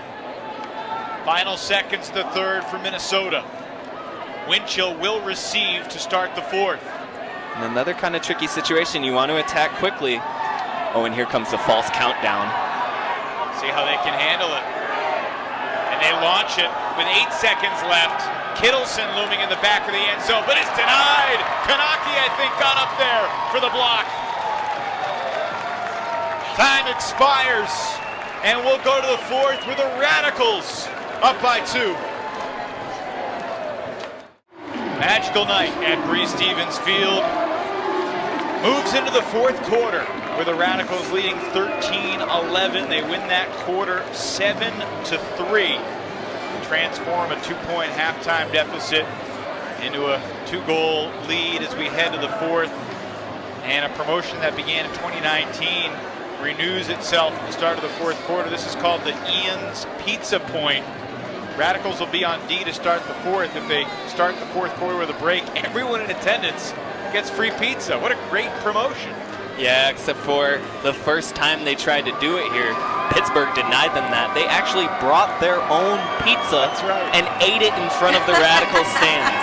I gotta say, that is a level of petty I aspire to. Oh my gosh, that burns. I don't I don't see any pizza on the wind chill sideline right now, although maybe they're hiding it. I'll take your pizza and I'll eat it myself. Thunderbirds were very proud of themselves that day. Pittsburgh opens their season tomorrow. They're not in the Central Midwest Division anymore. They're now in the Atlantic, and they'll take on the newest AUDL team, the Boston Glory, tomorrow night in Pittsburgh. Next Friday night, we will be in Boston for our DraftKings Friday Night Free Friday Frisbee. You got to think if Minnesota's going to make a comeback here in the fourth quarter, they have to have this opening possession score. If they do so, they will deny the thousands here at Breeze free pizza.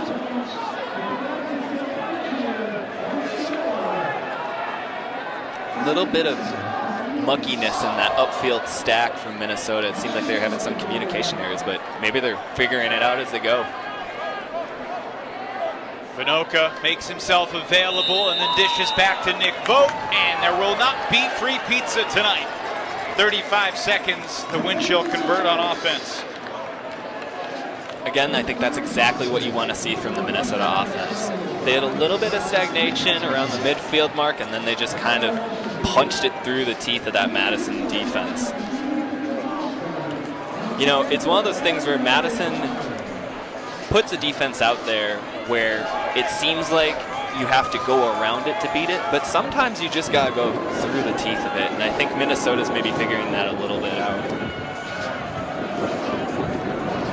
We talked about the Canadian wild cards on this Minnesota team, and other wild cards, certainly former Chicago and Seattle star Matt Rader, who is under contract for the wind chill, but life circumstances have taken him back to Seattle, and it's unclear whether he will be a part of this team. I know he's hopeful of playing some games. He's certainly a huge difference maker from a size, skill, and speed, power standpoint if he's on the field. And it's just one of those things to remember. We might be looking at a very different Minnesota lineup here tonight than we might see in a month from now. That's a great point. See what Justin Trudeau and the Canadians have to say about that. Nice steady drive here from Madison to open the quarter too. I know from talking to some of those guys in Winnipeg, they are anxious to get back on the field. The wind chill were supposed to play a game in Winnipeg. Oh boy. Early last season as Luo hangs on to the juggling disc. Kelly ahead for Goldenberg. Minnesota playing some nice goal line D here. With a stall count rising, he didn't get it off. Kittleson on the mark for 7 seconds, and Ladone with a call. Really good bed not break defense there for Minnesota. They tightened up every little space. Oh, release flick from Kittleson, and now launching this one deep. The Madison defender had a couple of steps, but Mattis runs by him. What an acceleration play from Brandon Mattis to tie the game at 13.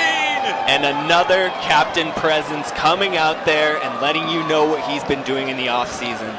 Mattis is a close friend of mine, and I can tell you that boy has been putting in work for the past 15 months. Well, if and we didn't believe you before that, it's certainly evident now. Great run by Mattis. Unreal. When Scott Hearn let that go, it looked like a poor decision. Oh, absolutely. Agreed. He knew his receiver better than we did. I mean, he was a couple steps behind Kelly, but absolutely motored past him. Wow. Mattis, who tried out for the wind chill originally as a 19-year-old kid, was surprised that he made the team. Now a 29-year lifer. 29-year-old lifer. I can tell you right now, though, his happiness with that point is evaporated. He doesn't care about the individual goals or any individual play out here. He wants that W tonight. 2 straight for the wind chill to start the fourth. As we tick under 10 minutes to play. You know, not the prettiest ultimate, but what a game. Headed Scantling, guarded by Jordan, resets Wilson. A lot of space on that side, but he goes with a flick to the middle for Kanaki. Double team, and Kanaki got blocked. You could see him hesitate on the release of that, and the defender just pounced all over it. And it's Vinoka giving Minnesota the lead. Ooh, that crowd is quiet. Yeah, you said it, Adam. You could see Sterling deciding not to throw it as his fingers were releasing. Yeah, he double pumped that throw. And credit to Minnesota for just taking it and running it right off of that turn, not giving Madison any opportunity to recuperate. You know, I really didn't know what to expect going into this game. I have a lot of respect for what Minnesota has done during the offseason and was excited to see how they've put the pieces together. But similarly, I have a ton of respect for Tim DeBile and what he's able to do with the talent that he has. And I knew he would put something together that was really interesting. But the home field advantage that the Radicals always enjoy here at Breeze Stevens, I thought would be the difference maker. And Minnesota does not seem to be at all fazed by the crowd, by the atmosphere, by the aura of Breeze Stevens Stadium. Well, Madison, against their divisional opponents from 13 to 18, was 46-1 at home. They were 3-3 at home against their division in 2019. It definitely feels like that kind of cosmic power that the Radicals had over this place has diminished just a bit. No call there, surprising. Play on. Kelly doubled. Needs a reset. No, he'll find Luo in the end zone, wide open. And I say that, and Madison responds immediately. You know, they're not going to let this thing get away from them that easily. Luo, again, just so clever with his positioning. You got to think with this kind of topsy-turviness, what's really going to come down to here in the stretch is who can keep that composure. I know it's such a cliche thing to say, but you got to think that it's true. I mean, Mattis scores that breakaway goal. They get a break right away, and Madison just marches down the field and converts it and ties it again. You know, that's what you need to do in tight game situations like this. Respond. That particular point, I really liked how Kelly turned a full circle. You could see how he pulled the the Minnesota defenders just slightly away from the front of the end zone line. So as soon as he turned to look downfield, he had just a slightly wider gap from before where he found Luo. Not sure any one of us would have predicted Luo would be the receiving yards leader in the entire game. No, certainly not. But he is, 182. He does so much with his legs. So much. Making most of his cuts from the handler space, but gaining positive yardage instead of sacrificing yardage. Death by 1,000 paper cuts. Yeah. Roy has been very solid. So has Will Brandt, 19-year-old kid out of Edina High School. You got to think when they get Matsuka and Klein back, those young players are going to be terrific in supporting roles. No question about it. They've been solid as headliners tonight. Absolutely. Weinberg. Oh, Mechanic got a piece of it like he's done so many times before. There goes that man. I told you, he just has a knack for getting pieces of the disc. He almost appears a little lethargic sometimes on the mark, but I can tell you he's not. Mechanic with the bookends to put Madison back on top here in the fourth. And you got to imagine about 50 to 100 Mechanic clan family members in the stands love that. I don't know that anyone brings the circus quite like Mechanic. That Tom Annan throw reminded me of 2015 championship weekend out at Avaya Stadium in San Jose. That outside-in backhand from almost out of bounds up the line, connecting with Liam McDonald, who then dished the score to Mechanic. Well, and as Megan was saying earlier, you know, one of the things that's really daunting for a lot of throwers is that intimidation of the double team. And someone who has worked so well against it throughout the seasons is Tom Annan. He just makes it so easy, or looks so easy, shredding that double team. Mechanic entered the night third all-time in the league history in blocks. Now got 149 of them. I beg your pardon. 165, excuse me. I wonder what Tim We'll DeBile forgive is you. bringing people in there after that score. Kind of probably trying to keep that fire kindled. Don't want to take away any of Mechanix blocks. It was the Yes, goal. please, let's not. The goals that he's closing in on 150. You mentioned that before. Getting up there. Uh-oh. There's an injury in the middle of the field. It's Luke Marks. And maybe cramping. Yeah, that looks like a cramp. Everyone loves to help out a cramp, though. Chance for everybody to catch their breath.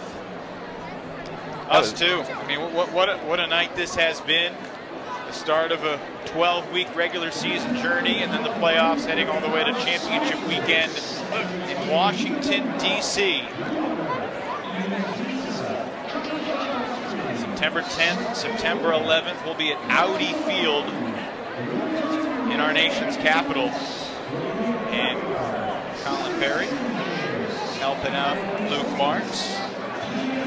Jake Spyro, longtime Radicals assistant. His twin children celebrating their 12th birthday today. Happy birthday to the Spyro twins. So while we're getting the rest of the birthdays out of the way, Ben Feldman's daughter Riley turned 1 on Tuesday. So a happy belated birthday to Riley Feldman. She's a huge Wind Chill fan, too, from what I've seen on their Instagram. She's got a onesie that can knock anything out of my closet. Remind everyone, you can play free for thousands in cash all season long with the DraftKings free-to-play pools. Just download the DraftKings app today. Use the promo code AUDL when you sign up. Bergmeyer initiates for the Wind Chill, trailing by 1, just over 7 to play. I'm definitely repeating myself here, but this feels like a huge point for the Wind Chill offense. At this point, they all are. And the wind is still rippling. They're going into the teeth of it right now. It's actually picking up a bit. Sure is. Madison's defensive intensity ramping up too. Yeah, they're hunting. Michael Jordan needs a reset, finds one. Just before the 7 count. McCutcheon all the way back to Hearn.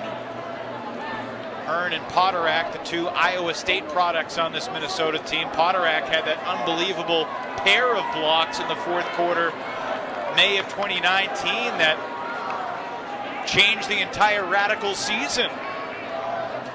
Oh, through the hands of Jordan Taylor. And the crowd loves it. Timeout called by Tim DeBile. That is his final timeout. That's a good one to take there, though. It's a very good one to take. Let the crowd relish in that moment a little bit. Like, get your offense a little bit of a moment to get out there.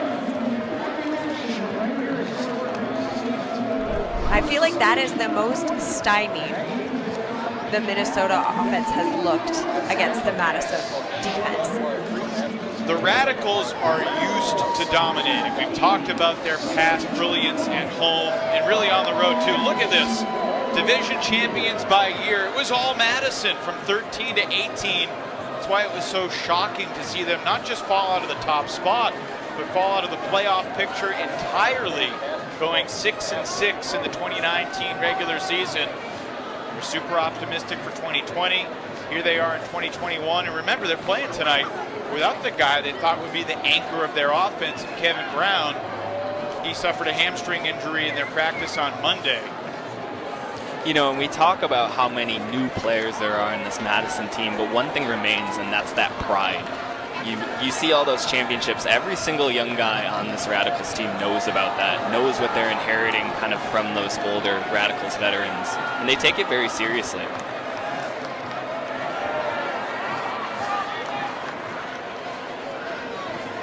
You'll love to see that. Luo will initiate for the Radicals. Midway through the 4th quarter. Finds Jack Kelly. Take a look at the cutters downfield. See how much legs they have left. What they've been training for. Here's Paust. He's been the gunslinger tonight. Takes the reset for Luo this time. Back to Paust with McCutcheon in his pocket. Powell still has some gas in the tank. Kelly up the line. Past the bidding defender, hung on to by Johnson. And a travel called on Madison. Double team on the sideline. It's a big one. Madison, Kittleson. Almost 13 feet of defenders between those two. Neither team wants to give this point up.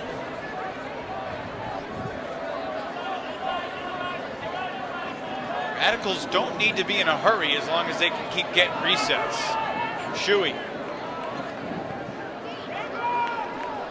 Here's Dylan Power.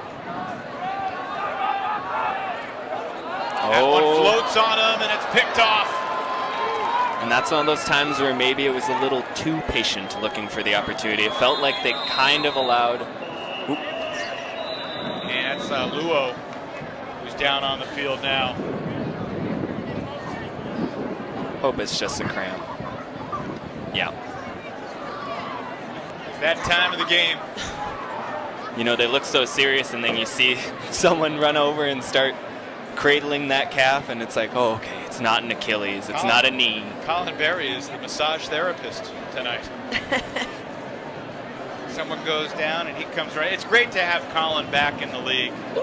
Took a year or two off, but a really passionate defender, really good guy, and a really dynamic defender, and I didn't even know about his cramp curing abilities. And he's a singer. Choral music teacher, vocal music major, his college days. I think he has a national anthem or two under his belt. Sure does. Was it Thomas Coolidge's wife that sang the anthem here tonight? Every year. I can't think of a better national anthem singer I've ever seen in my life than Jenny Coolidge, nay, Davidson. Jenny's just fantastic. Another kind of staple of this Madison Radicals home experience. Good to see Thomas Coolidge. Prefer to see him in cleats on the field. He said maybe he could come back next year, maybe, but body wasn't feeling right at the moment. Just another one of the veterans. You got to think if they win here tonight, that maybe is going to switch to a probably really quick.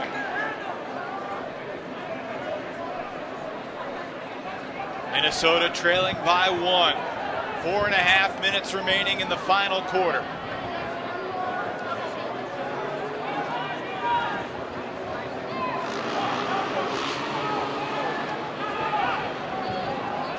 Nothing else, the Linehan KPS matchup's good in the hair department. Here's a deep shot. Vinoka turning on the Jets. What a hustle play by Vinoka to run that one down to tie the game again. That was like Terminator focus, the way he tracked that one down. You know, you almost wonder why they haven't tried that more often. You certainly have to give credit to Vinoka for every single track workout he did during the offseason. That was great movement downfield. We need the advanced statistics on his speed there, because that looked like real speed, but that was really slow instant replay. Yeah, Vinoka can move. That's 4 goals now for Bivon. How long did that point take? 3 minutes, 21 seconds. Yeah, that was a long one. How about the fans on the rooftops checking out the action? Pirating? That's just cool. Oh yeah, taking advantage of your nice balcony apartment. For sure, they got the broadcast on the loudspeakers so they can hear us while they're watching from afar, in case they can't make out a player. Got a tie game with under 4 minutes to play here. And Mechanic, 2 of the original Rads. Got some D-line offense out there for the Radicals. Ooh, magic throw from in there. Just kind of popped out from around the mark. Weiland's going. Does he have the legs? Yes. Nice shot from Mechanic, a yard shy of the goal line. Weiland to Pettit. Scantling! He's in the end zone. There is no Radical that these fans love more than KPS. You know, and kind of juxtaposed to that last Radicals offensive drive in the red zone where they sort of got stuck, got almost a little too patient, and then turn the disc over. You really like to see that drive from the D-line offense of Madison, and they just come out and attack. Like you said, Adam, a magic throw from Tom Annan under the arm of his defender, eventually getting into the hands of Chris Weiland. I love how Chris Weiland keeps his eyes on KPS. For a moment, I thought he was going to center the disc, but he just changed the throw that he was putting, liking the angle KPS was taking. 2 goals in the second half for Kevin Pettit-Scantling. This game was tied at 4 at the end of 1. Minnesota led 8-6 at the half. Madison dominant in the third quarter to go up 13-11. And 3 straight to begin this fourth quarter for Minnesota. Put the wind chill in front. Madison back on top by 1, closing in on 3 to play.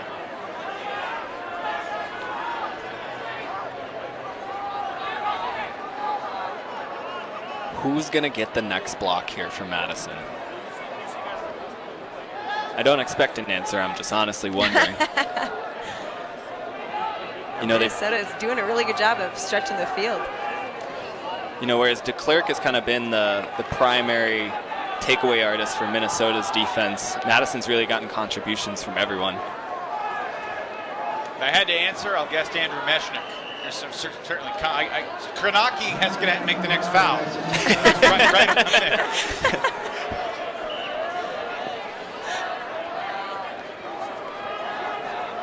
Roy, big swing, looking for the goal. Oh, what a catch by Rocco Linehan. Logan Bruce was right there, but Linehan stands tall, and we're tied yet again.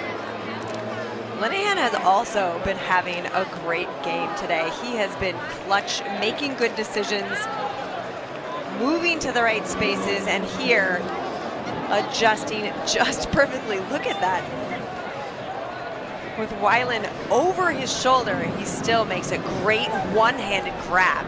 And did you see the rookie handler, Andrew Roy, come running up and give Linehan a huge hug after bailing him out on that throw? Love your teammates.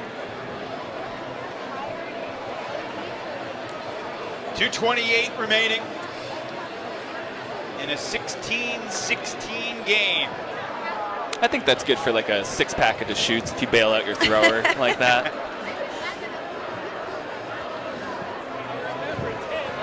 The magnitude of this one can't be understated because, look, it's a 12-game season. 2 teams in this division make the playoffs.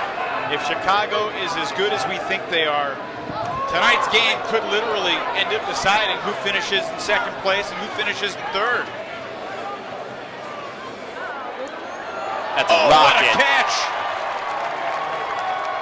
Avery Johnson's made some real clutch plays tonight for Madison. You can say that almost every game. And again, Shuey leaving his feet to haul that one in. Paus back for power. Under 2 minutes.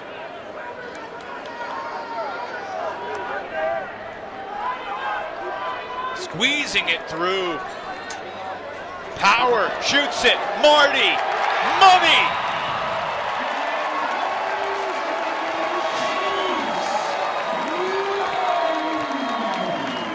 Just got soaked in the crowd for a moment after that.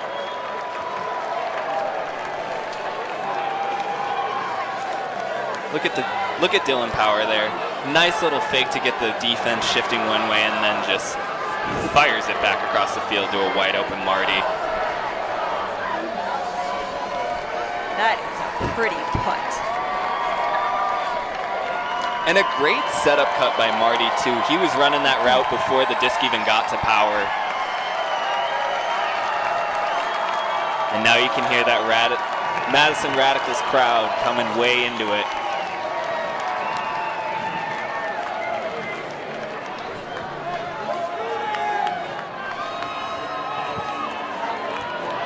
Giant pull unleashed by Dan Garlock. Remember, he had the run-through block on the first Madison deep point of the third quarter that really swung the momentum of this game on the first centering pass from Paletto. Paletto's been very good, though. Contact call. I mean, what's Minnesota's thought with a clock here? I mean, they have to be mindful of it because they don't want to run out of time. They're between a rock and a hard place too because they don't want to give Madison too much time for a response. Under a minute, Cole Jurek back to Paletto. And it sounds like Radicals have an 8th defender out there with the crowd. And a 9th and a 10th maybe too. Will Brandt. Oh boy, getting up there. Uh-oh. 40 seconds to go. Gets it to Jordan. Weinberg took off. Bruce got the mark on in time. Downfield defense continues to be dominant. And it's Pettit Scantling sprinting through for what could be the game-winning block. No, they call the contact. Interference is the call. Ben Feldman from the wind chill sideline. Was he calling a timeout, or was he just trying to make sure they got the call right? I don't know about that one.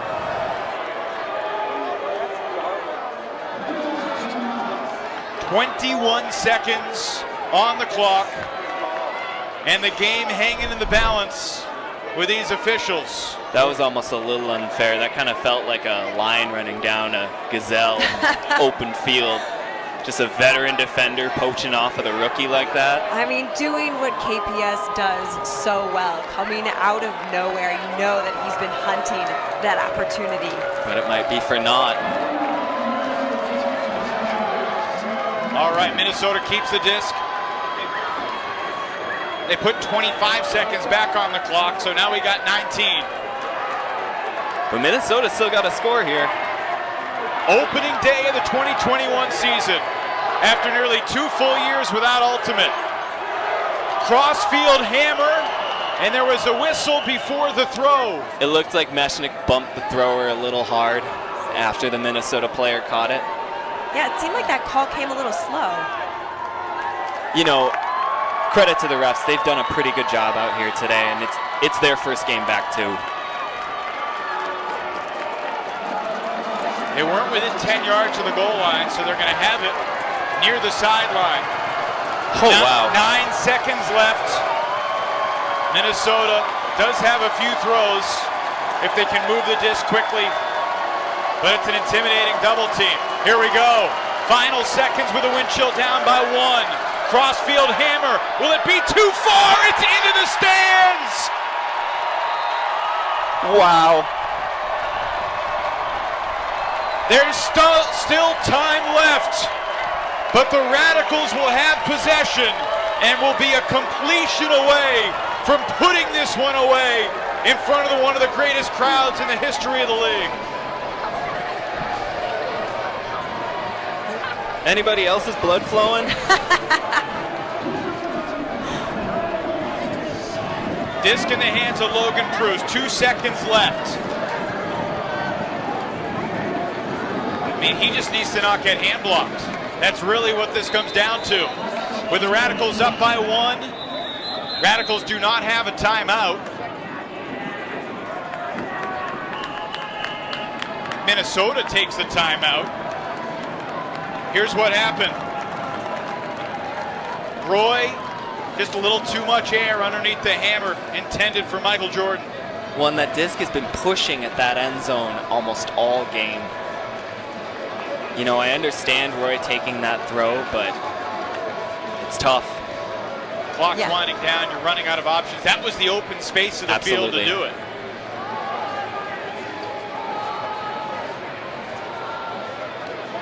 Goodness gracious. The Radicals leading 17-16 on opening day. I have missed this sport. I have missed this excitement. Especially the feeling that you get when at Breeze Stevens Field. This is a great first game back. Megan, I've missed you. Adam, you too. I'm just thankful to be in the booth with you guys tonight. Feldman pleading his case. Not sure about what. I think he wanted a timeout call way back earlier in that point on the Will Brandt, Kevin Pettit Scantling block.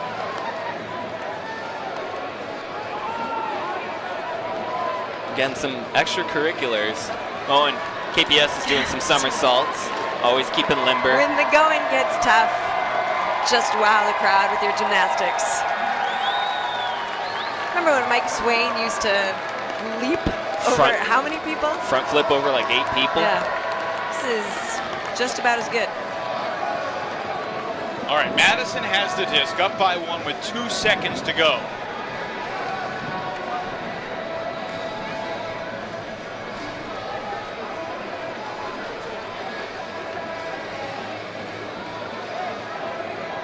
Seems like all the players are staying pretty loose out there. Unsportsmanlike conduct called, I believe, on Minnesota. That's a 20-yard penalty, which gives the Radicals a little extra room and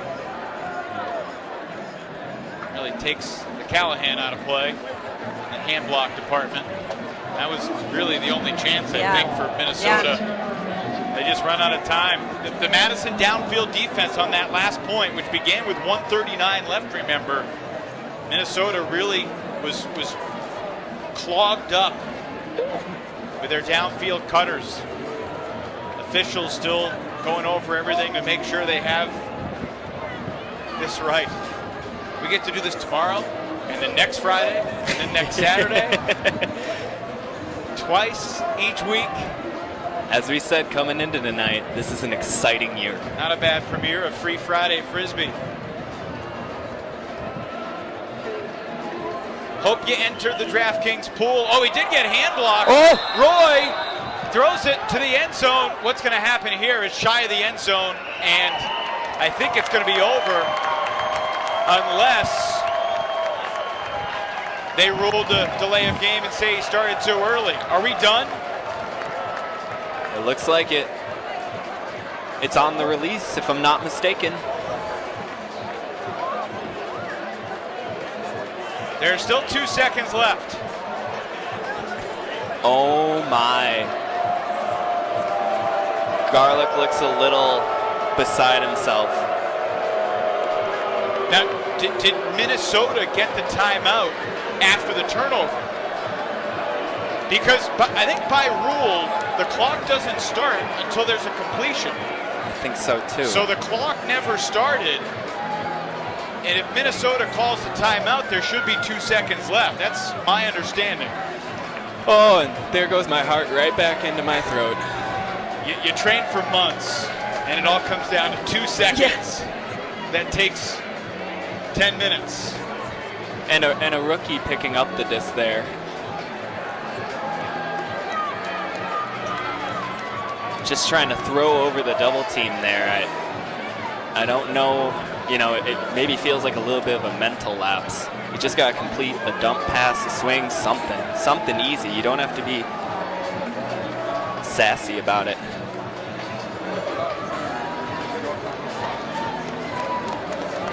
So Minnesota is going to have the disc. 1 second remaining, we are told.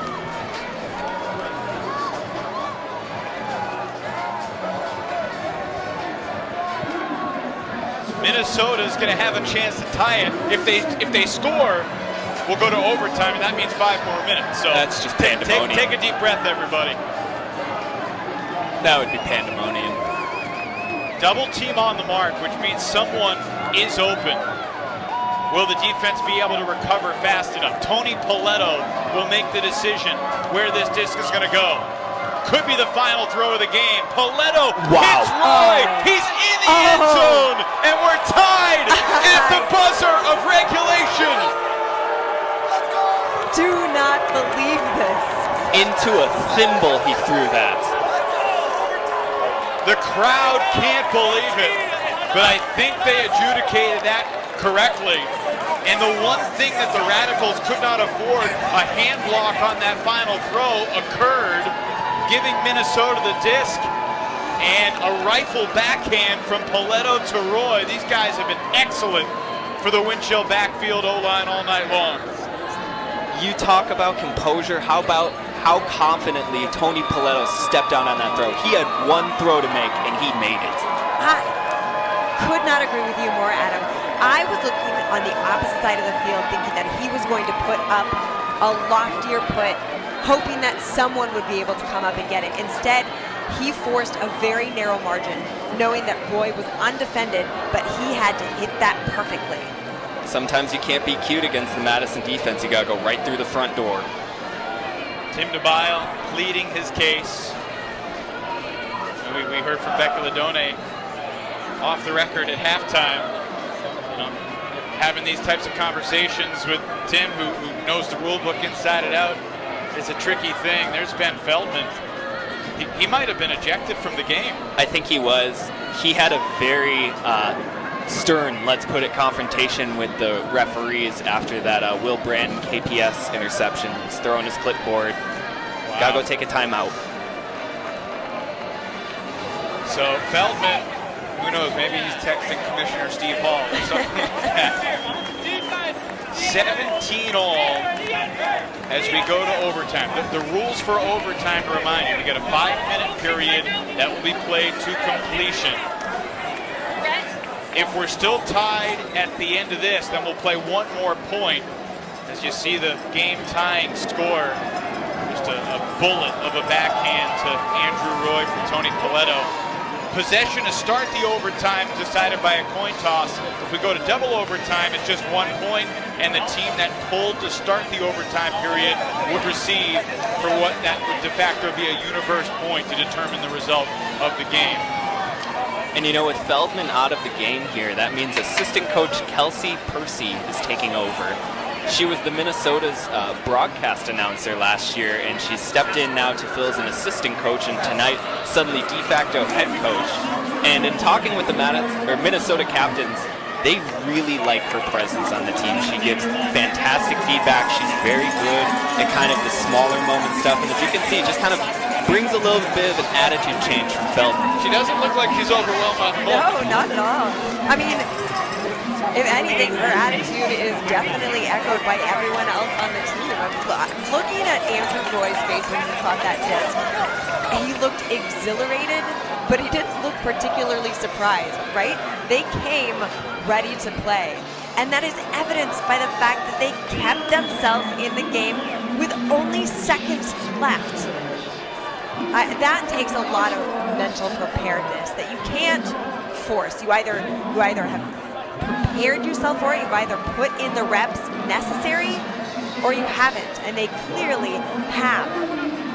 Tony Paletto's 70th completion, the one that gets us to overtime.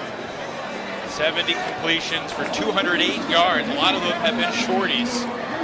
His 4th assist to game high. Wow. Take a deep breath. We got 5 more minutes. KPS did his celebration somersaults a little too early. I think Madison was 6 for 16 offensive holds in the first half, 7 of 10 in the second half. Considerable improvement.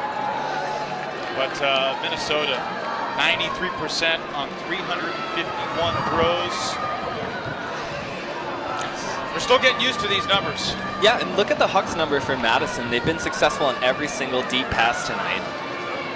They're not taking money, but when they take them, they're taking good opportunities. After that, just insane end of regulation there. Radicals got to kind of screw back in mentally, I think, a little bit. For sure. It's kind of funny to see both teams celebrate in the last 2 seconds of a game like that. Yeah, but more to your point, Madison thought they had won it. Minnesota realized they hadn't lost it. I would say in terms of energy, Minnesota has the advantage right now. Don't forget that crowd. A lot of people up in this briefest of moments. In this briefest of moments. That fence line rattles pretty loud. Certainly Becky Ladone, the head ref, has been in the middle of a lot tonight, but I mean, this game felt destined for overtime for months. I was trying to tell you on Wednesday, Adam. And here we are. Our Free Friday Frisbee includes more free Frisbee. Madison has been very good on their opening drives out of intermission so far. You hope to see it again here. I mean, they saw DeBile and Spyro bring the entire team together. Madison, I can't say for sure if they won the toss, but they will receive to start the overtime. That's a great pull. Yeah, it was tremendous. 77 yards with ridiculous hang time. Yeah, allowed the defense to get down there and set up immediately. Bruce needs a release. Oh, goodness. Tremendous grab to keep that one alive by Rami Poust.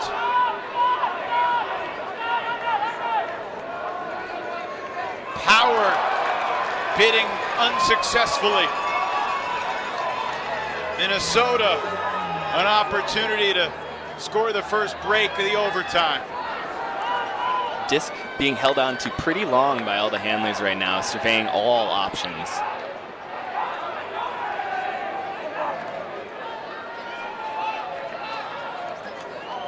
Mattis, upfield McCutcheon.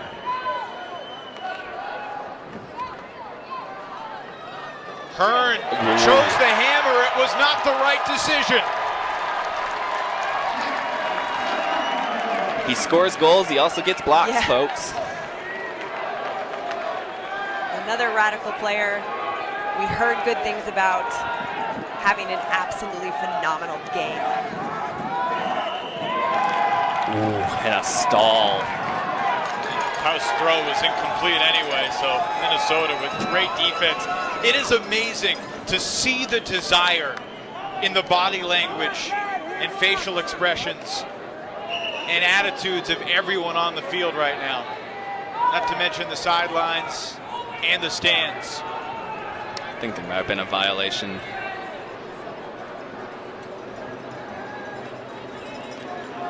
Yeah, you got to wait for the whistle after a stall like that, so it's officially a delay of game on Minnesota. They moved back 10 yards. Nearly 2 minutes gone in the overtime.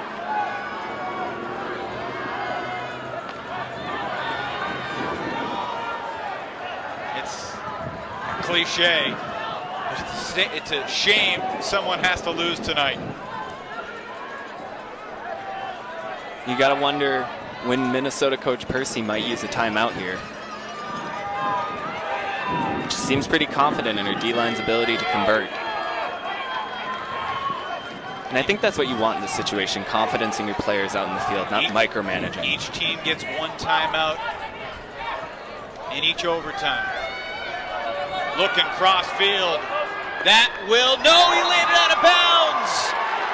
He didn't realize how close he was to the back line. I think he could have caught that in, but the foot was clearly out. And Madison will take over after the timeout called by the Radicals. Some points of attrition here. Wow. You think these guys might be exhausted after this one's over? A little bit. I mean, you can see it. Yeah, if not physically, mentally exhausted. 21 months of energy building up to tonight. And they're planning on playing 48 minutes. Needed more than that. Wild finish for regulation. Dylan Power hit Chase Marty with 1:39 to go to put the Radicals up 17-16. And it looked like Madison had the game won when the crossfield hammer from Andrew Roy sailed out the back of the end zone. Madison had him with 2 seconds left, but turned it over. Hand block on the goal line. And Minnesota had the final timeout. Paletto hit Roy for the game-tying score at the buzzer. We've had one coach ejected. We've had another coach infuriated. And we still have no winner with 2:21 remaining in overtime. At this point, the first of the extra session has had 2 turnovers, 1 for each team so far. Look at that.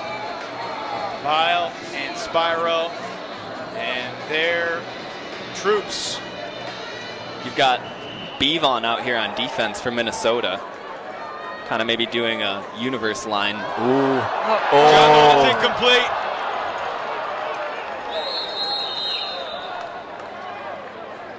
Garlic having some rookie moments out there. Yeah. I really have been surprised we haven't had more of them, to be Absolutely. completely honest. No, the rookies have looked very good tonight on both sides. They're going to march off the foul, and then Kelsey Percy, the acting head coach, called a timeout. It's pretty comfortable with a clipboard. Who had Kelsey Percy being the big story in overtime of the first game of the year? I don't know. But The this new Winchell clearly assistant coach. suits her well.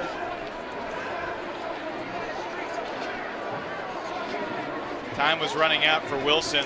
Lefty backhand floated on him, and Garlock had chances and tacos the disc in the process.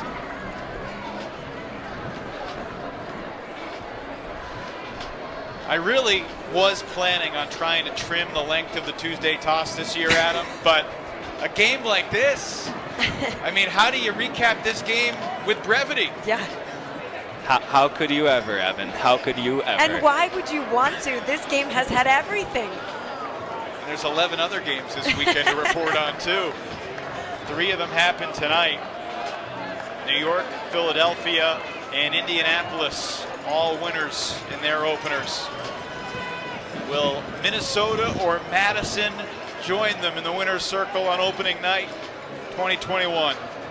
Paletto's been really good the second half, picking up out of these dead disc situations and initiating the Minnesota offense. I've been really impressed with his ability to get the disc out quickly and kind of reset the look. Madison really likes to trap out of these dead disc environments. That's well said. I mean, we're in overtime because of his 2-second snap decision. That was such an impressive throw. Yeah. Reminiscent of that Ben Katz shot to Jack Williams at the end of the New York Raleigh game a couple of years ago. Yeah. 1:45 left in overtime. Still looking for the first goal of the extra period. Near the sideline, Brandt toes it, immediately double teamed. Brandt scoobers, Vogt scores! Minnesota takes the lead. And the boos come out from the Madison stands.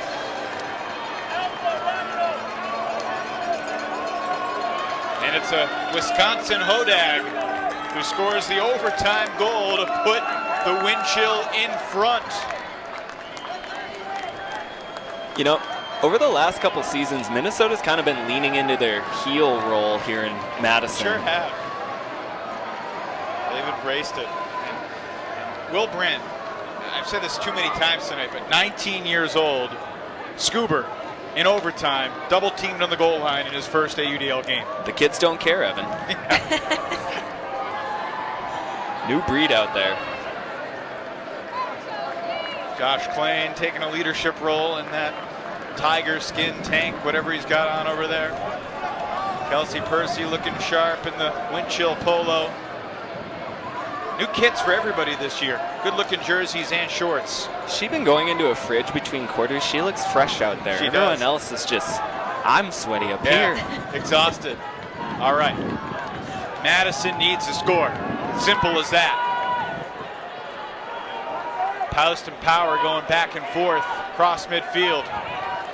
Kind of odd that Minnesota's just giving them these first 60 yards or so. That was a bullet and a tough catch that Weiland had to make tumbling down. Here's Bruce. Now again, as Madison, do you score quickly here if there's an opportunity, or do you try to bleed a little clock? I think you just have to score, but that may not have been the right choice, and it's not going to work out. And Kittleson goes over the top. Thank goodness he popped right back up. Clock stops, 53 seconds left. Kittleson's an oak, he'll be fine. Yeah, that was scary. Minnesota now trying to run out the clock. Was that Avery Johnson with that crossfield hammer there? I think so. Yes. I think that's the first time I've ever seen Avery throw a hammer in a game. It's a new season. Maybe a new lesson to learn. If Minnesota can finish it, well, this is going for it. And it's DeClerc who's shy of the goal line. Sets a pivot foot, throws the score. It counts. Rocco Linehan makes it 19-17, and that might do it. as the Wind Chill, who are 2 seconds away from defeat at the end of regulation, may steal a win out of the jaws of defeat on opening night. Was that Linehan's put to declare? No, that was Colin Berry, I believe. Colin Berry taking a nice aggressive shot there. You know, I thought all Minnesota had to do there was wind down the clock, but I like them going for that score to go up too. No more bubbles. Put them away. Or was that? Who was that on the throw? I'm pretty sure that was Berry.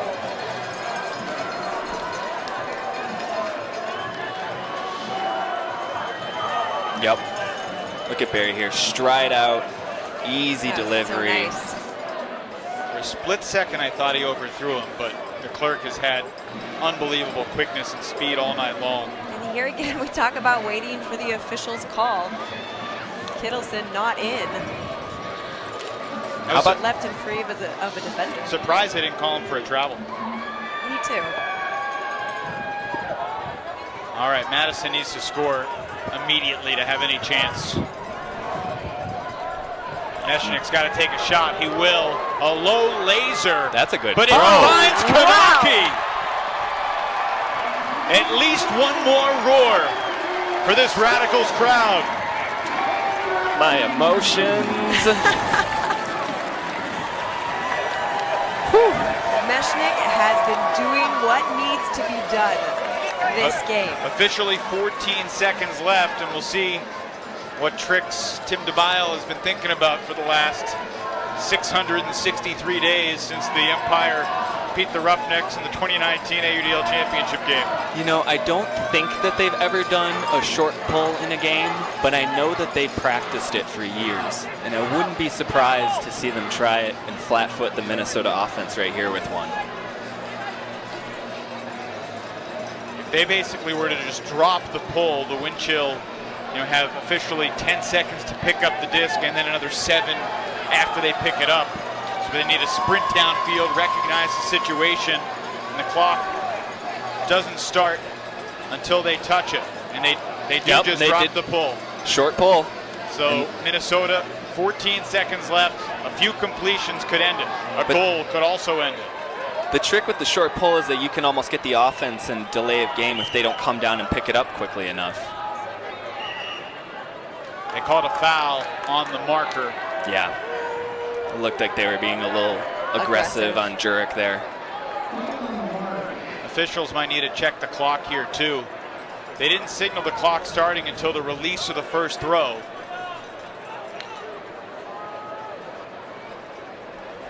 You know, again, for a first game back, I think that this crew is doing a pretty good job. I agree. All these finer point rules. These are some pretty in the deeper pages, section sub 1-9, rule 5A. 14 seconds are going to be on the clock here because they're going to rule that the pass never happened. The foul came before the release of the throw. So, I mean, frankly, that's good news for Madison. They need as much time as they can get. Clock will start on the release. Tim is dying inside. Coached the Radicals for a long time. This is the 114th game all time for Madison, but their first in 691 days. And this has been enough frustration for 691 days.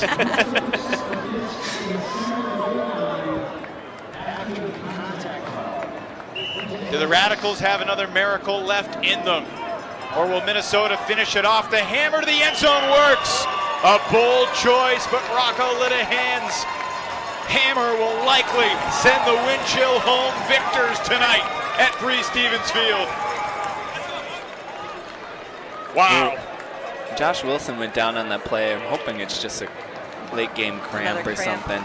Yeah, it looks like he's getting up just fine. How do you feel about that decision from Rocco Linehan? Little wobble on that one. Not a whole bunch of RPM. It got there. Now 10 seconds left, a 2-goal lead. And at the moment, there's no 2-point play in the AUDL. Maybe one day, but not at the moment. Credit to Minnesota for hanging on throughout this entire game. I think there were multiple opportunities where they could have maybe let the environment, the loss of some of their stars. You know, Matsuka was a late game snub for his injury, but they came out here on the road and just dug one out. Took every opportunity they could. Both teams will look different a month, 2 months from now. These two teams will meet again in 14 days in St. Paul. Rami Paust, shot to the end zone, intercepted, and that will do it. The return of Ultimate. At long last, the sport is back, and in overtime, the wind chill outlast the Radicals 20-18. It's their second ever win here at Breese Stevens Field. I think I said earlier if the first team to get to 20 would win, and while it took an extra period of play, I see a 2-0 next to that Minnesota graphic. Man, what a first game back. Credit to both teams. Kelsey Percy filling in for Ben Feldman after he gets tossed. He's going to claim that he inspired his team by getting ejected. But what a game. I mean, we could take the next couple of hours to rehash this one. We'll do it over the course of the week, and we got another game tomorrow, Megan. You and I got Indy, Chicago tomorrow night on AUDL.tv. But if you can take a deep breath and try to put a final bow on this one that had so many lead changes and twists and turns and buzzer beaters, Minnesota prevails. How'd they do it? Minnesota came with systems that were well prepared. Their offense had clearly practiced against junky defenses. They did not look flustered. Their young stars came ready for this stage. They looked mentally and physically prepared. So it was both an individual and systematic effort that brought the final package that enabled them to get themselves to overtime in an unlikely fashion and then win by 2. Yeah, I just think Minnesota's adaptability throughout the game was their perseverance. They were throwing out a couple different O-line and D-line looks, and maybe it saved some of their players' legs. It really looked like Minnesota was outrunning into the open space there in the overtime and late in the fourth quarter. And again, they just looked a little bit more aggressive in their opportunities. They really seized on them. If ever there was a time for Detroit to catch Madison, this might be it. The Radicals have to wake up and get on a bus for 4 or 5 hours tomorrow to go play the Mechanix, who have not won a game in literally almost 1,500 days since 2017. Detroit played tonight as well. Minnesota will head to Chicago next Saturday, 8 days from now, and what'll certainly be one of the most anticipated games on the Week 2 calendar. A couple of statistics, because we got them. Paletto and Roy combined for 142 completions and 147 throws. 72 and 70 completions, respectively, for Paletto and Roy. Josh Klang can take his time coming back for the hamstring, because they've got some pretty good handlers while he's out. I was going to say, how optimistic do you have to be as this Minnesota team to be without your top 2 throwers in Josh Klang and Brett Matsuka, and you come into this environment almost 2 years out from your last game, and you get a win behind rookies largely handling the disc. That just doesn't happen too often, and credit to the wind chill for preparing for this moment. Radicals just thank their fans, one of the great crowds in the history of this building, but they go home displeased. On the Radical side of things, Rami Paust had a game-high 320 throwing yards. Flip side of that is he also had a game-high 6 throwaways for the Radicals, and just 1 or 2 too many in this opening night. Well, if they all are like this, we're going to have one heck of a season. It's great to be back with all of you. We thank you so much for joining us tonight with our new partner, DraftKings. You can play free for thousands in cash all season long with DraftKings free-to-play pools. By the way, I took the under. Will Minnesota score 18 and a half goals? in 4 quarters, they didn't score that, but the overtime, bad beat. Maybe Scott Van Pelt will tee this one up for us on Monday night. Wow. A wild game began in the daylight on a steamy Friday evening here in Madison, and as the sun set, the intensity rose. Minnesota and Madison trading punches for 48 minutes and then 5 more, and the Radicals fall short in overtime. Minnesota, the historic win to start the 2021 season. 20-18 in overtime is your final. For Adam Ruffner and Megan Tormey and our entire crew, Evan Lepler saying good night from Madison. The wind chill in overtime. Victorious.